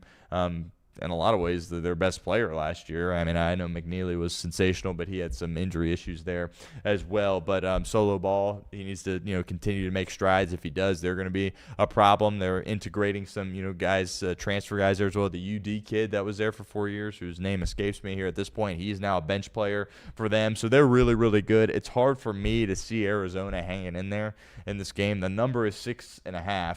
Arizona, they play a ton of freshmen, and they're really good. But I don't know, against a UConn team like that, like it's hard for me to see them competing in this game. I would lean UConn 6.5, but it is early. Anything can happen. Lots of talent for that Arizona group, but I would lean UConn there in that matchup. Lastly, Alabama and Illinois, another great game. Alabama is kind of a new-look team. They bring their guards back. I think they got the best backcourt in college basketball there, with Philon, of course, returning, and Aiden Holloway there as well. They get Sherrell to come back. He's a sophomore now. The issue for them is how are things going to look on the glass, right? They get the kid in the portal, not Belmont, but maybe somewhere, not exactly sure where Williamson was, but the big guy, not Belmont, I don't know exactly where he was, not Lehigh either, I don't know. But he's a guy that they kind of bring off the bench, Bo Bowen. He's from Florida State. They bring him in the portal there as well. Look, if you're a big for Nate Oates, you better be able to shoot. Both those guys can shoot, but they just got manhandled in the game against Purdue. Purdue's going to do that to a lot of teams, right? I mean, they still got the size down low with Kaufman-Rand. They got another kid that's a 7-footer that they're bringing in. Braden Smith, in my opinion, best player in the country at that point guard spot. So Purdue's going to give a lot of teams a lot of issues, but it was definitely concerning from what you saw from a rebounding perspective from Alabama. Nate Oates, they're built on that, hard hat mentality, and that it hasn't exactly transpired for them through that game against Purdue. But again, Purdue's going to do that to a lot of different teams. But looking forward to that game. Illinois, they've got some a new roster there for Underwood. I think they're going to be good. They kind of hung in there a little bit against Texas Tech. Texas Tech is a really, really good team.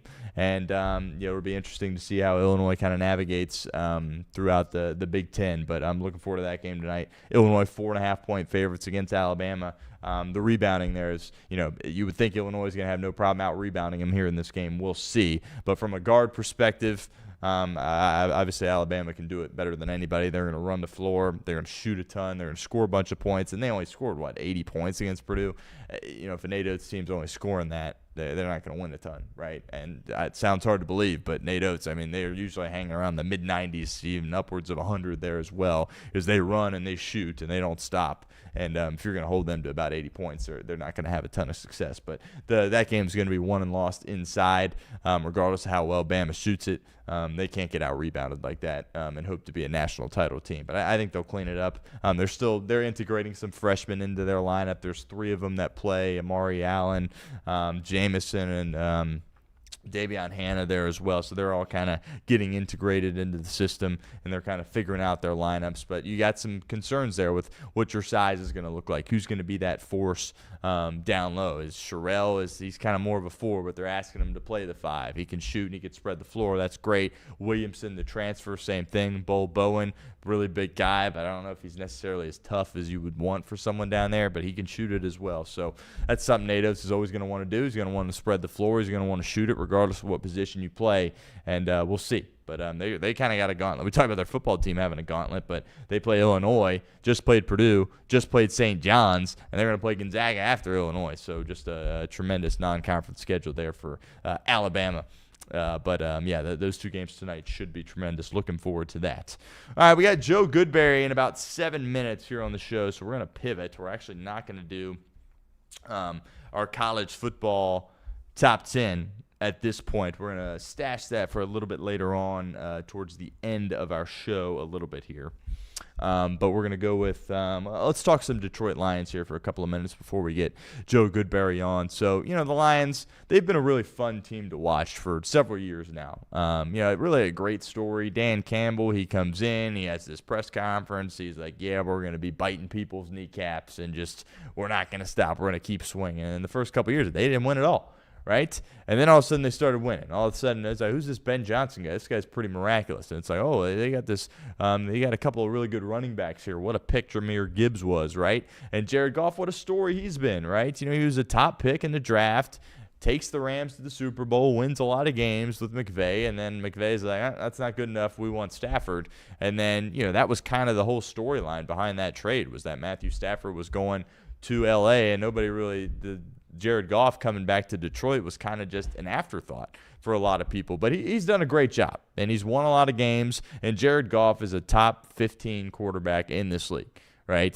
He's kind of he's an old-school quarterback, right? He's kind of a dinosaur this day and age in the NFL, right? He's going to hang in there from the pocket. He's got a huge arm, but he's not going to move around much, and he's not going to be much of a threat with his legs.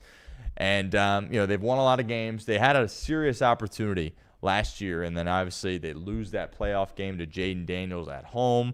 And then you can't help but wonder, when you're in a spot like that and you have a really good team and you win a ton of games and you have that seed and you have the home field advantage and you don't execute, you never know if that opportunity is going to come up again. Us Bengals fans, we're all sitting here going, yeah, when the Bengals lost in the Super Bowl, yeah, it was really painful, but I know me, I was like, that's all right, we'll be back. Right? And then they basically were back the following year, and what have the Bengals done since? Not much. So you got to capitalize when you have those opportunities, and maybe the door's shut on the Detroit Lions. But when I look at their football team right now, they've got pieces, right? They're good in the trenches, which is where you need to start if you're an NFL team. Quarterback, head coach, trenches, they check off all those boxes. You got questions on the back end of their defense, obviously. They've got some health issues there right now as well. But this Jared Goff and outdoors thing is real. This is a real issue for Jared Goff. And I look, if you're going to win in the postseason and get to a Super Bowl, you have to be able to play out there in those elements. Tom Brady, what did they do? Right? Nobody was better at playing in crappy weather than the New England Patriots, Tom Brady, Bill Belichick. They did it for a decade plus, right? What's Mahomes been able to do? In the tough elements, he's out there. He's playing well. His team's winning, right? Josh Allen, same thing. Philly, right? Same thing. Philadelphia during December and January is not great weather, right? And Detroit and Jared Goff, when you take them outside the dome, it's not good, right? It is not good. And you can just tell, I said this at the top of the show, you just look at him, and you're like, this guy's freezing. He's freezing his butt off right now. He's got 2 gloves on, and he's got, a ski mask over on. It looks like he's literally shivering back there, and he kind of crumbles in these moments. And it's like, if you're a Lion fan, you got to go on the road in the playoffs, whether you got to play Philly again or you got to go to a place like Green Bay, or if Chicago can keep winning, if you got to play them outdoors, you just don't really have much confidence in Detroit. It's a lot of people talk about this with the Miami Dolphins. It's a lot of, finesse and not a ton of physicality. I wouldn't say that for Detroit. I think they definitely play with a lot of pride and a lot of strength and a lot of physicality and a lot of toughness. But you put them, outdoors like this, and their quarterback does not look good. He does not look good at all, and that's going to be something that they have to navigate going forward, right? And it's a real possibility that, they're not going to be able to have success in the postseason if they're going on the road. And they had an opportunity last year at home, and they let it go by the wayside, as obviously they weren't able to capitalize. So I think the Lions might have some issues, and it's not just the cold weather, right? Again, you gave a lot of credit to the Eagles' defense for what they were able to do, but clearly the offense has taken a slight step back with Ben Johnson leaving. How could it not? Ben Johnson was miraculous, and now when you got Morton calling the plays at the beginning of the year, and you're winning games, you have a winning record, you're having success, he gets his play calling stripped away. Dan Campbell starts calling the plays. It's one thing to have a lot of success calling plays against the Commanders. It's a whole nother to have success against the Eagles. Now all of a sudden it's like, well, can Dan Campbell do this, right? I mean, basically, Goff was bad in the game, and he didn't look comfortable at all. But, I mean, not a ton of open guys. There were guys getting blanketed throughout the course, all three layers there of that defense. So that's something certainly to keep an eye on there for Detroit, because I think, they lost that game week 1 to Green Bay, and I was like, what are the Lions going to look like? And then they started to kind of kick it into gear, and it's like, yeah, the Lions are one of the best teams in the NFL still. But, I don't trust them. I don't trust them on the road. I don't trust them away from home. It is a great home field advantage, and we were playing in the Dome, and you can play fast and free, and Goff's chucking it around. That's great. But that ain't how you get to the Super Bowl. You get to the Super Bowl playing in the elements, playing tough, physical teams, kind of nitty-gritty type wins. And, yeah, the Lions, they can win in a shootout. They've proven they can do that. But if it's, a nasty game, can they really step up and have a lot of success? I've got my questions on whether or not Jared Goff is capable of doing that. So that's going to be a team to watch there. You kind of look at that division, right? And I think a lot of people, myself going into the year, I was like, it kind of feels like Green Bay's division. It's going to be a really good division. You got good coaches throughout, but it kind of feels like it's Green Bay's division. And then that next team was kind of the Lions. Look, I'm not a Caleb Williams guy, but, I mean, you might have to start looking at the Bears as maybe a notch above the Detroit Lions here at this point. All right, it is time to talk some Cincinnati Bengals here on the show. Our next guest is standing by. He is waiting in the wings, and his name is Joe Goodberry, and he's making some time for us here at the show. Joe, how's it going? Can you hear me? I appreciate you stopping by, brother. I can hear you, Stone. How you doing? I'm doing good, man. Good. Awesome. Thanks for making some time here. So Joe Goodberry, of course, does a tremendous job kind of breaking down the film aspect of Cincinnati Bengals football. So, Joe, my plan here is I'm just going to roll through kind of a bunch of players, kind of give you my thoughts on how they've performed so far this year, and you can just let us know what the film kind of says about some of these guys. And you were talking about this on your show earlier this week. Unfortunately, I mean, the Bengals aren't technically eliminated from the playoffs yet, but it very much feels like it's kind of evaluation mode here for this team, finding out which guys you can perhaps count on in 2026. I think both of us would like to see some guys get removed from the lineup and some younger guys or guys that aren't playing maybe get inserted a little bit. But I do want to start with some of these DBs. We'll start with Dax. I've defended Dax. I thought it was the right call when Cincinnati picked up his fifth-year option. I think you can play winning football with Dax Hill. Has he been perfect? Absolutely not. But, if there's two guys on this defense that you can kind of count on next year, I think Dax Hill and DJ Turner would be two of those guys. What does the film say about Dax Hill? How do you feel about him potentially staying with this team for several more years? Yeah, so last year when he was moved to boundary corner, that wasn't a position I thought he would be great at, to be honest with you. When he was coming out of Michigan, I thought slot box type defender. So when they originally made him a free safety, I was like, okay, let's see how this experiment goes. It didn't go well, and then he played decently well on the boundary last year before getting hurt. And then we heard this year he's going to go into the slot, right? And I was really excited for that because I was like, that's where he's going to really shine. You can do a lot of things with him. You can be versatile with him. You can blitz. You can... he's a long, athletic guy, which you didn't have in coverage with Mike Hilton before. So I thought you could really amplify his skill set. And in the first few weeks, I thought they did. And then the defense kind of got spooked into what they can and can't do. You couldn't really depend on the third corner as Cam Taylor-Britt was coming on and off the bench. Josh Newton really never took that next step. So I think they pared it down a lot on defense. And I think Dax was the guy to take the hit there because you couldn't use his versatility. So now he's just a big athletic guy that isn't being asked to do a whole lot. and in a defense that isn't generating pressure. So while I watch him, I still like him, but he's not in position to make any plays. And that when you have a whole defense like that, you end up with the worst defense in the last 25 years. But at the same time, you're not maximizing some of your guys that potentially could be playmakers. So that's my biggest thing with Dax is I would like a few more plays with him. I think he tackles really well. I think he defends the run really well. But that's only worth so much when you're a corner. DJ this year having a really good year, but to be clear, he was a high-end draft pick, and it didn't exactly start perfectly. Remember, Dax took the job when he was switching from safety to corner, and then he kind of beat him out. And then, of course, Turner, integrated himself into the lineup and was starting to play good football before he had that clavicle injury against the Chargers last year. But he has shined in a few of these games. I think big reason you won the Pittsburgh game on Thursday night, played good against Green Bay there as well. What's kind of your take on him and his performance? Can he be a number one corner for this team for several years? And do you think about potentially extending him this offseason?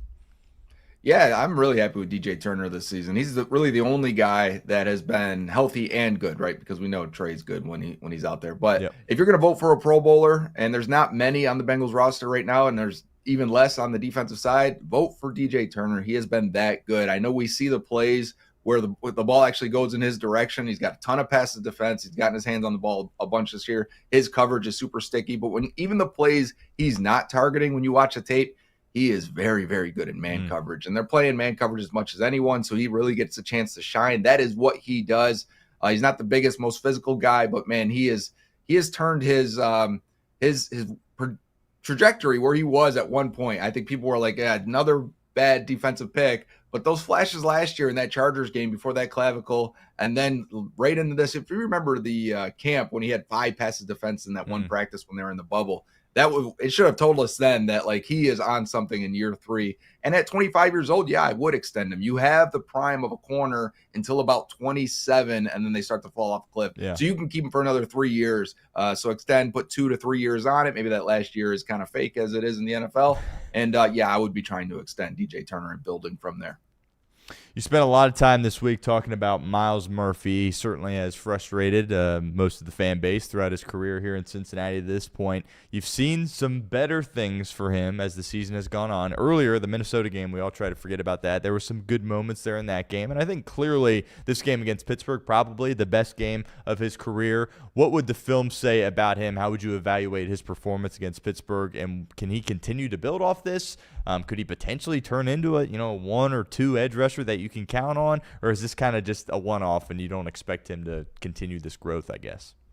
Man, it would be nice if he did turn into a 1 or 2 type edge rusher. At the very least, can he be a usable 3 or 4? Because they don't really have that right now. They came into the season hoping Shemar, Myles, maybe even Osai could build off what he ended up with last year, and one of these guys would be the number 2. It really didn't happen, and in fact, they had to be thrust into number 1 type roles with Trey being out. I think that's been good for Myles, though. He's played the most snaps he has in one single season in his career this year now. He's going to have with probably one more game, which will match his pass rushing snap high. He'll probably surpass his pressures, the most pressures he's ever had. He's on pace to break his sacks most sacks he's ever had. His run defense grade from like PFF is the highest it's ever been. He's had more tackles and more run stops than he's ever had. So, yeah, he's taken progress. He's taken step forwards, but is it enough? He's got a really good get off. He's still an athlete, but his moves just don't string together. He doesn't look like a guy that has the moves of a number 1 type pass rusher. But can you get a long, athletic guy to help you as a number 2, 3, or 4? Yes, for sure. And that was the problem. That was the biggest frustration the last couple of years. It's like there's no reason why Myles shouldn't be helping you in some capacity. And there were games where he'd get 8 snaps and the pass rushes, there's nothing out there. And while I wasn't the biggest fan of Myles Murphy coming out, I still believe a guy like that should be able to help most defenses in the league. And I think we got a flash of that against the Steelers. Now, he's had some really good games in his career. Never been able to really build off it and keep it going. That's the difference between a number 3 or 4 rusher and a number 1 or 2 is they start to churn it out weekly. They start to have these consistent flashes.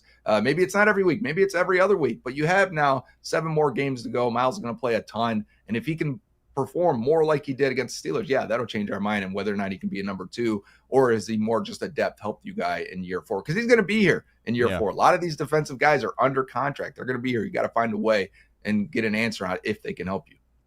Another guy, of course, you touched on there is Joseph Osai. He's kind of on that 1-year prove-it deal here this year for Cincinnati. I would have liked to see them kind of move off him last year. I just thought there was more changes that need to be made, and they opted to bring him back. They, of course, brought B.J. Hill back there as well. When I watch Osai, I certainly can appreciate his effort, which we'll talk about the back end of the defense in a little bit. But he's always trying his best. He's always trying to make plays, but you're kind of asking him, especially with Trey being out, to kind of be that guy, and I'm not quite sure he is capable of that. But if you were in a spot where he could be like a 3, he would be an outstanding 3. What's kind of your take on Joseph Osai, his performance this year? Do you think he's going to garner a big-time contract, or maybe not a big-time contract, but a sizable contract elsewhere next year, and just his overall performance this year? Yeah, you're right. He's a hustle player. He's an effort player, and sometimes that makes him a little bit wild and makes him a wild card out there. He misses tackles at a high rate. I think all the defensive linemen are not great tacklers, and I don't think that's a great mix to have across the board. I think they should prioritize that a little bit more. Osai being one of them that just seems to miss and go high too often. And probably ruins his chance. I mean, what was it, the Bears game? He had like 6 pressures in that game. None of them could come down with sacks. Nobody could tackle Caleb Williams. But if someone could, that may have changed the game and gave the Bengals a win there. So while I appreciate him on tape, he's probably their best run-defending defensive end right now. That's not saying much. Again, I enjoy watching him for his effort. But, yeah, I think he is a DN3 at most, which would be fine if you had a really good 1 and 2. I would love to have Osai as a depth guy that can kick inside and be versatile and do different things for you. I think he's their best-looking guy when they got to drop a D-end into coverage too. So he has his traits, and he will play in the league. I'm with you. I think it's time to move on in the offseason, let him flourish somewhere else. He's only 25. He's got time. He's got another step in his game. I think it just maybe was another defense that maybe could maximize him. Talk about him having great effort. Somebody that hasn't had the best effort, of course, is Geno Stone. I was talking about this with Paul Dehner yesterday. Clearly, there's something going on behind the scenes. The coaching staff doesn't trust Tyson Anderson for whatever reason. But I'm ready to try something new at that safety spot. They keep running out Geno Stone for mass snaps, and clearly it's not working.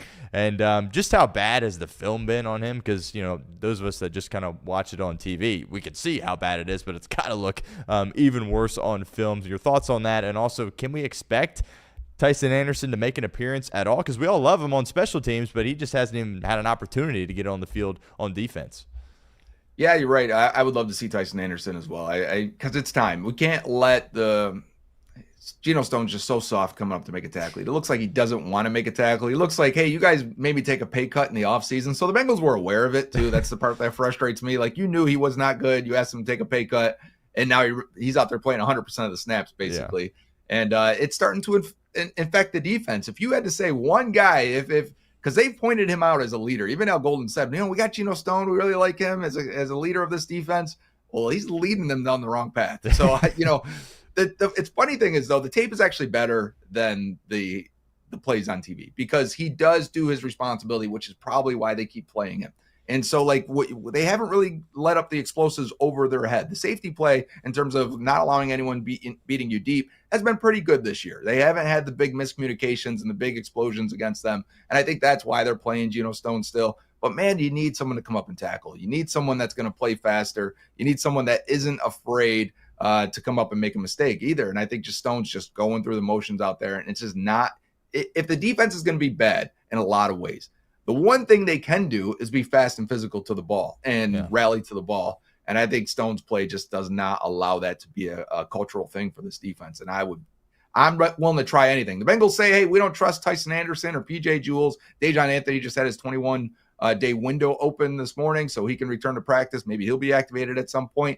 If you don't trust those guys, number one, from the front office, what are you doing? You should have got a good depth player in here. Right. Number two, I don't trust you guys in your evaluation. So I don't care if you don't trust them. I want to see them play.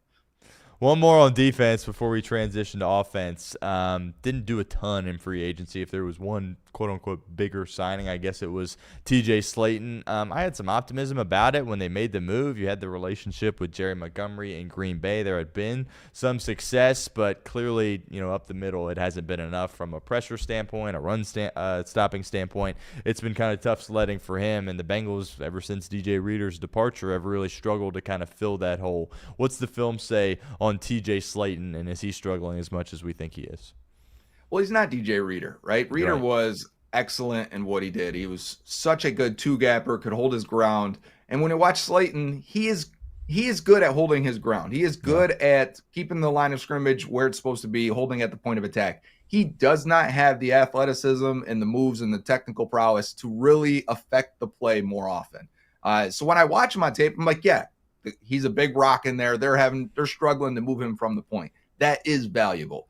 But I need the other defensive tackles to make some splash plays if that's who he is, because I see him and I'm like, the guy's running right next to him, the hole's right next to him, the running back's getting through there. He just doesn't have the ability to disengage and make a play in the hole there. He doesn't have the ability to push the pocket or really get into the backfield and really cause chaos.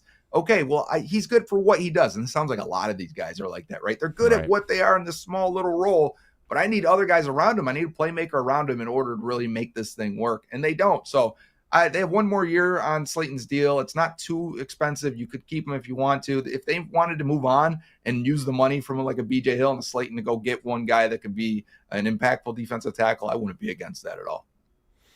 Great stuff here. Joe Goodberry joining us live here on the show, Bengals on the Brain on YouTube, for a couple of more minutes. Let's transition to the offensive side of the football. Let's talk about Yoshi here.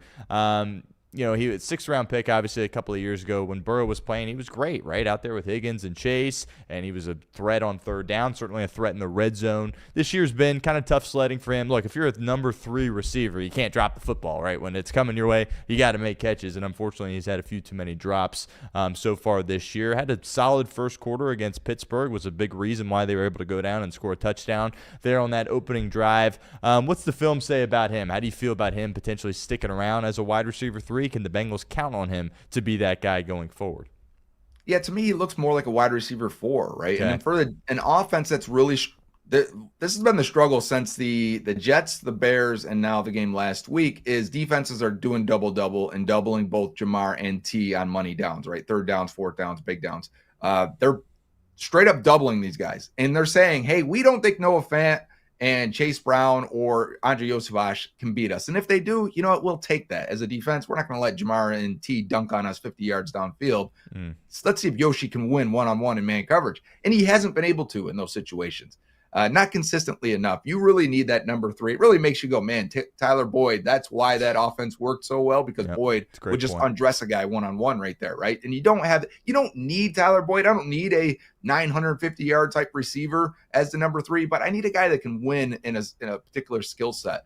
Whether it's really good against zone coverage and he's really smart, dependable type guy that can sit down like a TJ Hushmanzada type, or a guy that is a jitterbug that can get open really quickly and make you pay after the catch, maybe like an Andrew Hawkins, right? Using some old Bengals as an example here. You don't always need that level, but I need a type that can do something. I'm not sure what Yoshi does really well. He's at the bottom of the barrel after the catch. He's at the bottom of the barrel in terms of blocking. He's just a big, fast guy that at times does make some really nice plays. And here's the frustrating part too, and this goes for Noah Fant and Yoshi. When you watch the offense, there are times they are locked in on Shemar and T, and the defense is really ignoring Yoshi and Noah Fant. And these guys are open downfield. And you go, man, you know what? There is more meat on the bone for both those guys, especially Yoshi. That maybe if we did throw to him more often, his numbers, his production, the perception would be better, especially downfield. Let him use that speed. Let him use that big body of his. And they just never come. They're never there for them. It seems like they're running clear out routes to open up the offense for the other players, the star players. This next question is pretty direct and blunt. What the heck happened to Orlando Brown Jr.? So he was never a great athlete, right? That's why he was supposed to be a 1st-round pick. There was talk when he was when that draft process was starting, he was a top 15 type pick. I believe the Bengals were in that range, and a lot of people were mocking Orlando Brown Jr. to the Bengals at that spot. And then he got to the combine and he ended up being like a less than 1 percentile athlete, right? Great size, but just could not move. He goes in the 3rd round because of it. He goes to the Ravens, a heavy run team. He never really gets exposed doing that at right tackle. And then the Chiefs are when he goes to the Chiefs, he's still a Pro Bowl type player because they get rid the ball so quickly. And that offense helped him so much in terms of chips and just putting extra attention over on that side to really not expose him too often.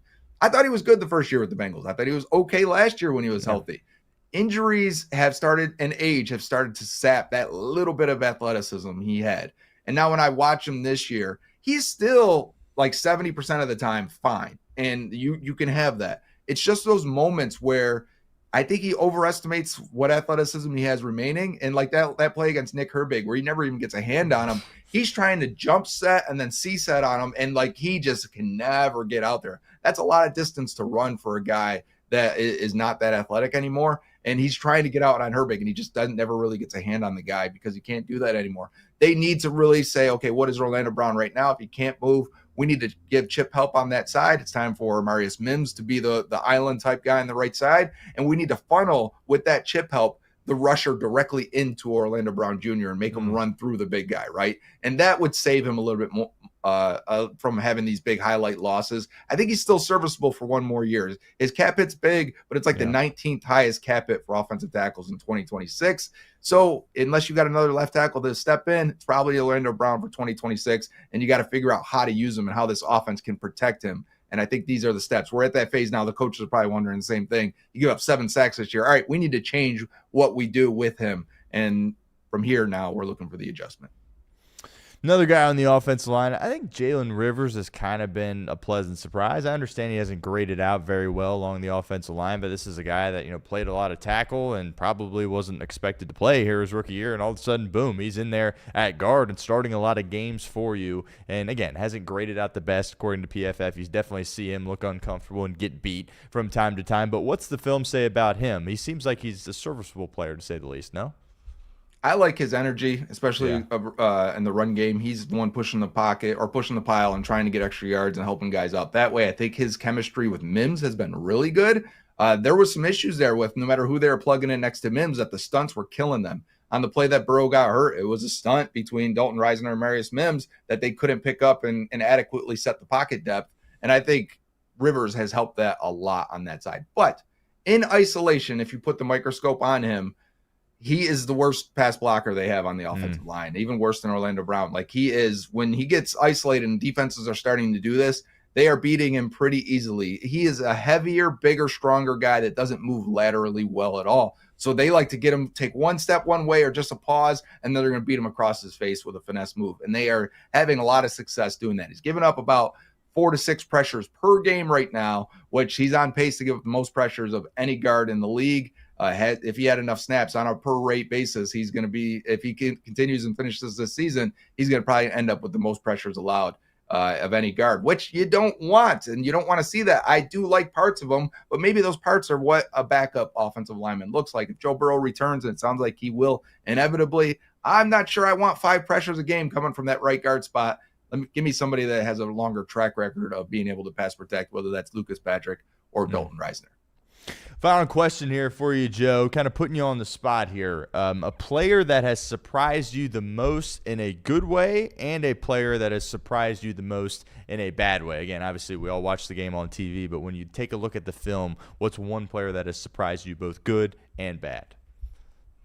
So I'll start with the bad so we can end on a high note. Then the bad is Jordan Battle. Jordan Battle is supposed to be physical. He's supposed to be this downhill. He's willing to hit, willing to tackle, right? If he's not that, I don't know what he is, because I think you end up with a guy, if he's not a physical player, if I take that out of his scouting profile, well, then he's not a great athlete. He doesn't have great ball skills, right? He doesn't have great range. I don't think he processes very quickly in coverage. Yeah. So what does he have then? I don't know what he has if he's not that. So in the games, and there's some games in flash, it's not like the Geno Stone level. There are some times where I'm like, there you go, Battle. Come down the hill, lay that hit. There it is. But he needs to realize if you're not that and not that all the time, teams will have no use for you. That has to be who you are in order to get on the field. So hopefully he can finish that way and find that consistent spark. Again, we talked about that with Myles. Like that's the difference between a starting player and a backup, is consistently being that guy more often. And the games where he's just not that, it's so disappointing to me, because that's like trying to be something you're not, trying to, you're not leaning into what your strengths are. And every player should be striving to understand what they are, I think, is number one, and then to be that as much as you can be. And then on the positive side, Samaje Perine, man, I feel like Perine has been on this roster. We know who he is, and like we're comfortable with that. And when they signed, I'm like, okay, fine. And then they draft Taj Brooks. I'm like, oh, Taj Brooks takes that number 2 spot. But to be honest, Perine has been good, and he has helped this offense so much. And we know he's a good protector. But this guy is dead strength strong, running through arm tackles, bowling guys over, explosive runs this year. Hey, he's had to be a kick returner. What was it, the second or third game when I can't remember what team it was, but they weren't kicking to Charlie Jones anymore, and they're directly kicking it at Samaje Perine. He's getting 30 yards a pop on these returns and just bowling through guys. And I think he's been good at whatever they've needed him to do throughout his career with the Bengals. He's going to be a guy that's like not remembered in the future. We're going to go, to be 15 years. You'll be like, remember Samaje Perine? Like, yeah, that was a fun player. And, I like to watch him play because of that. Yeah, totally agree. Awesome stuff. Joe, tell everybody what you got going on at Bengals on the Brain and where we can find all your great work.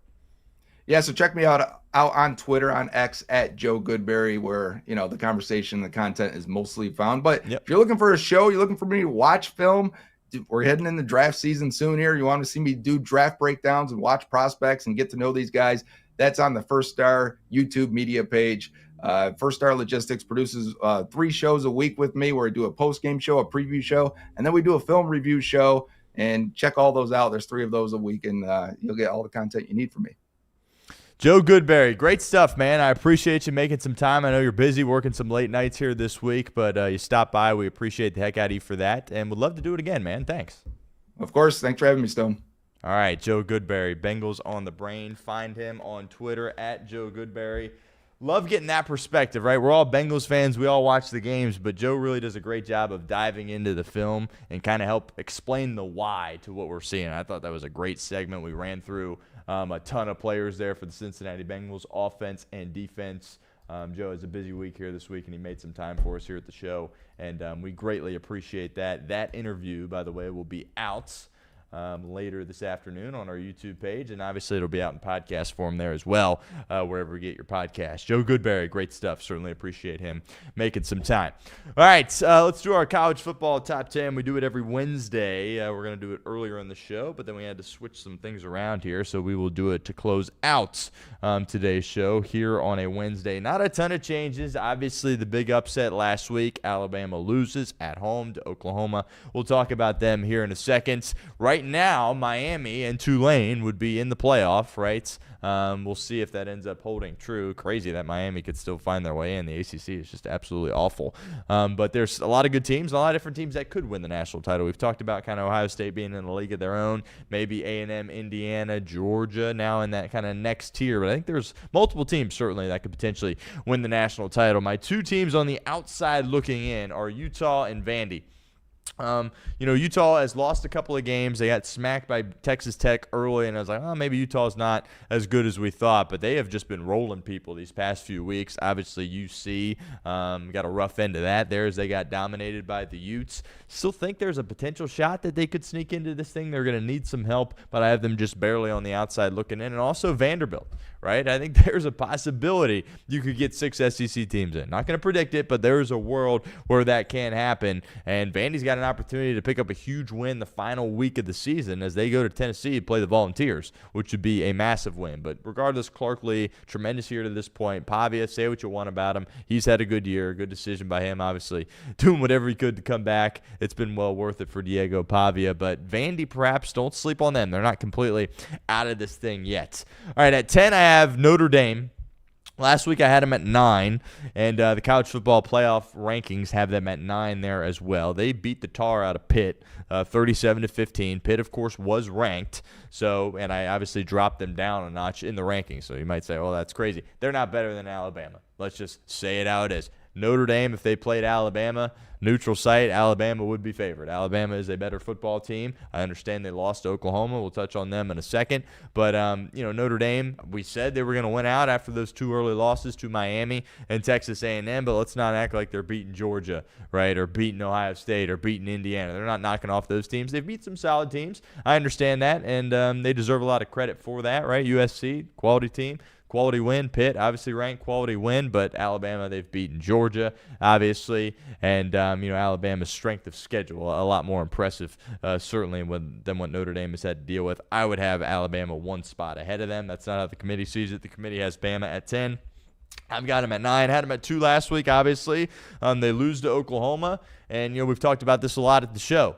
Alabama, they've got some holes, right? If their passing attack isn't fully on, they're going to struggle. They threw for a ton of yards, especially in the first half, but that's a good Oklahoma defense. They had the pick 6, won the turnover battle 3-0.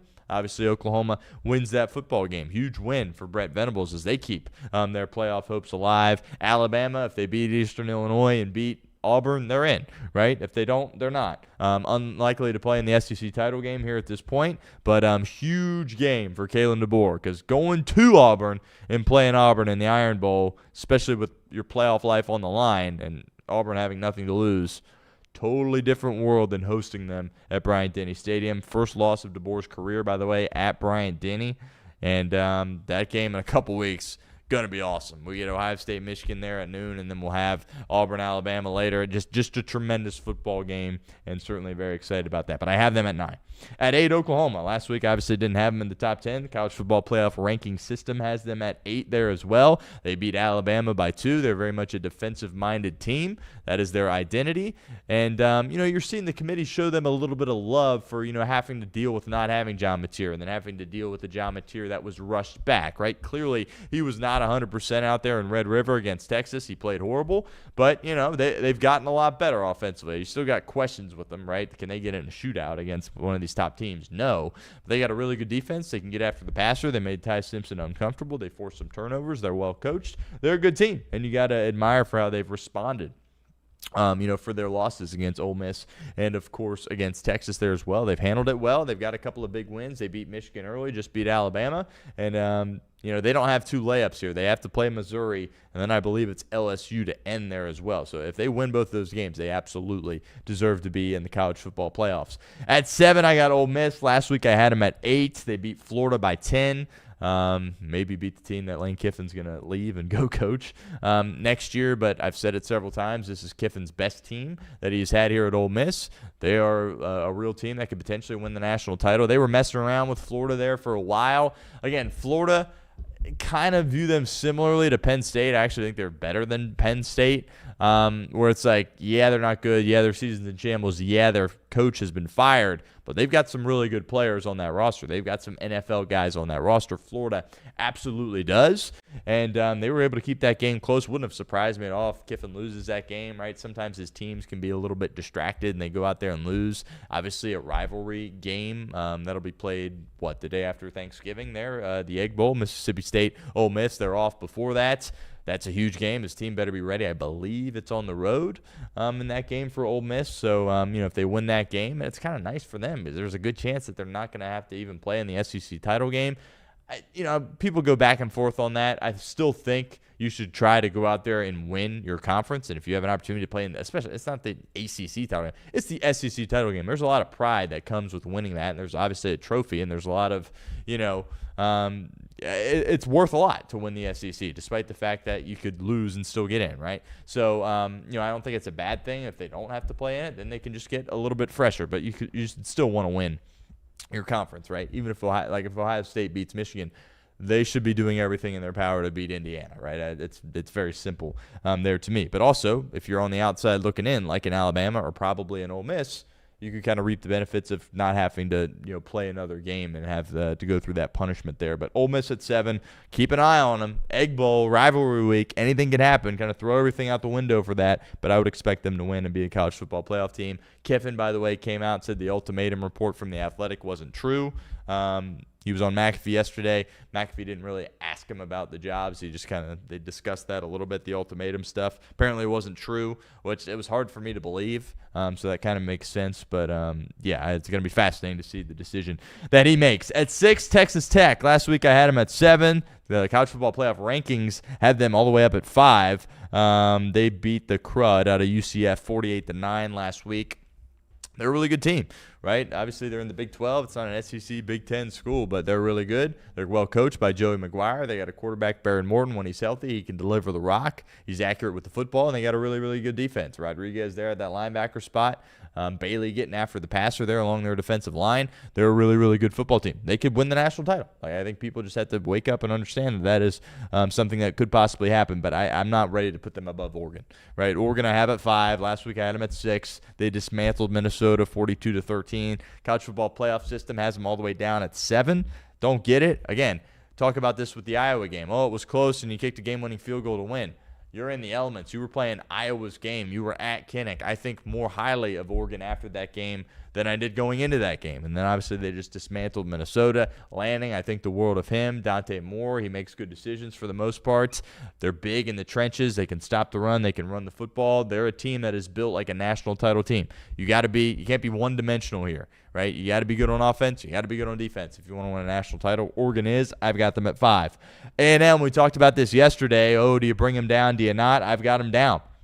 I've got them at 4. I'm leapfrogging Georgia. I'm putting Georgia at 3. A&M at 4. Congrats. You came back from the biggest deficit in school history and won the game, 31-30 against South Carolina. Again, people thought South Carolina was going to be kind of a dark horse in the SEC. That hasn't really materialized. Almost beat Alabama. Almost beat A&M, but almost ain't good enough. I still think very highly of A&M, but if I'm in a situation where they play Indiana or play Ohio State or even play Georgia, which we're going to see that, most likely, in the SEC title game. I don't know how I feel about that, but I've got A&M at 4. They fall back. College football playoff ranking system has them at 3, and I'm ready to leapfrog Georgia over them. That's who I got at 3. Georgia dismantled Texas 35-10. Don't look now, but here come the dogs, right? So, Kirby just finds ways to win games. Now all of a sudden they've kicked it into gear a little bit here. They messed around a little bit with Florida, but Florida's been feisty for a lot of different teams.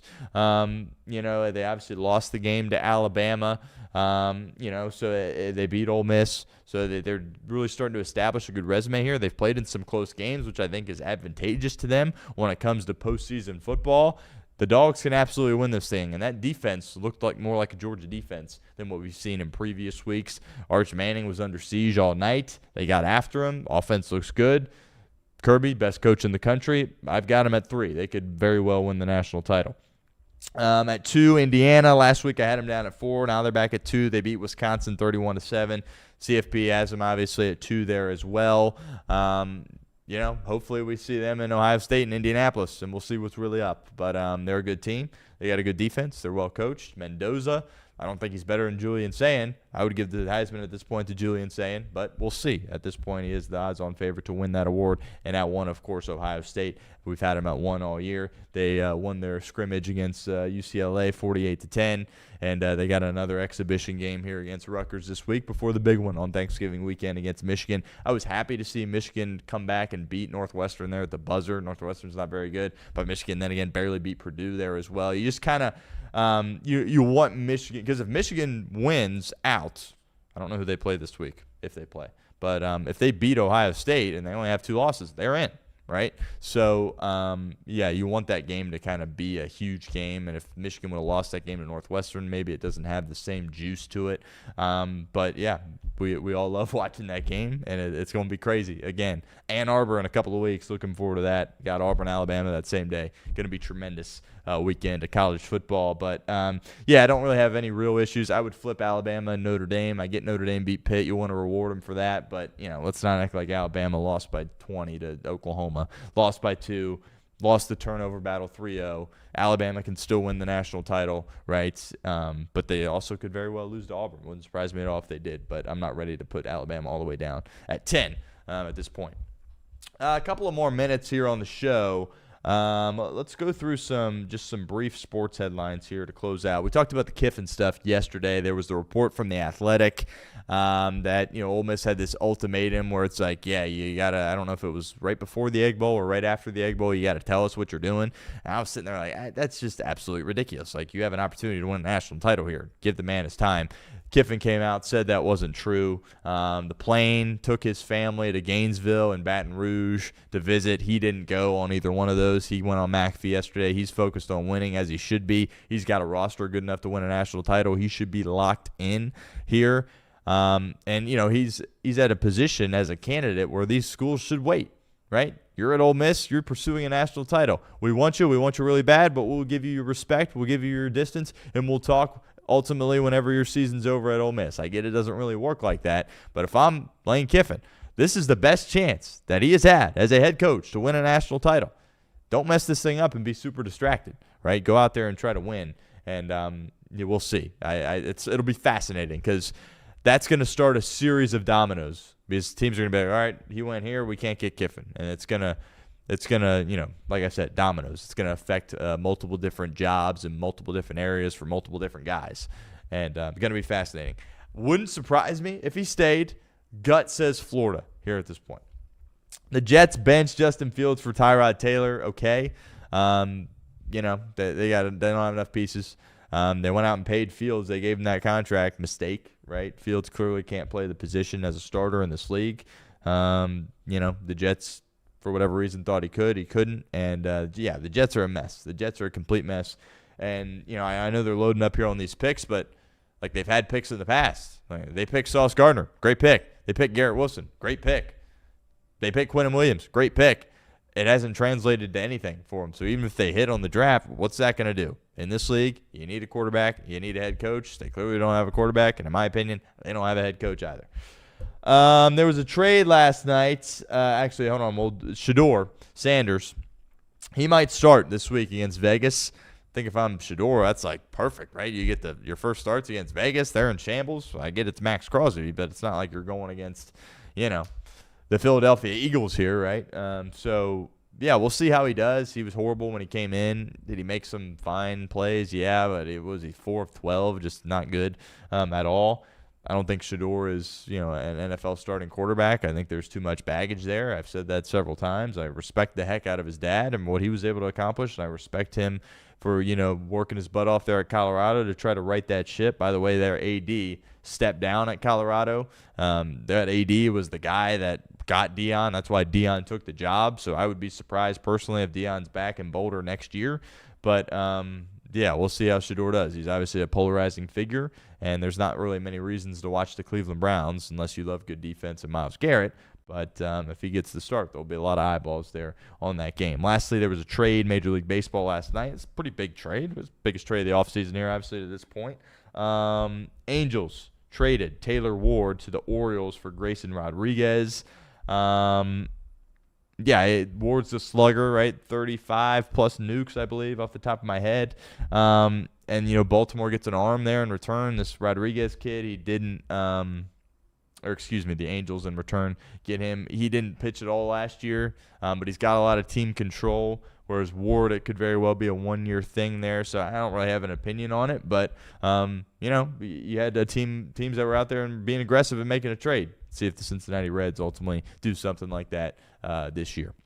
Appreciate everyone, as always, for tuning in, hanging out with us here at the show. And, what a great show. We've had some good guests this week. Really want to thank Joe Goodberry for his time. He was great, kind of diving into the film side of the game, helping us understand the why, which I think is really, really important there. And that video will be out on YouTube later today, and also will be out in podcast form there as well. You can check out the podcast, The Stone Shield Show, wherever you get your podcasts. Appreciate everyone, as always. Got a good show tomorrow. We're going to talk UC hoops. We'll do that tomorrow and Friday. Big game, obviously, for UC as they go to Heritage Bank to play I almost said the Dayton Flyers. No, to play the Louisville Cardinals. They just played the Dayton Flyers. So we'll talk about that game. We'll talk about Thursday night. Got a decent game, Texans-Bills. Obviously no C.J. Stroud, though, so you would think the Bills probably going to roll there in that game. And, we'll turn the page here and continue to talk football and progressively integrate a little bit more basketball conversation into the show there as well. Appreciate everyone, as always, and until tomorrow, take care, everybody.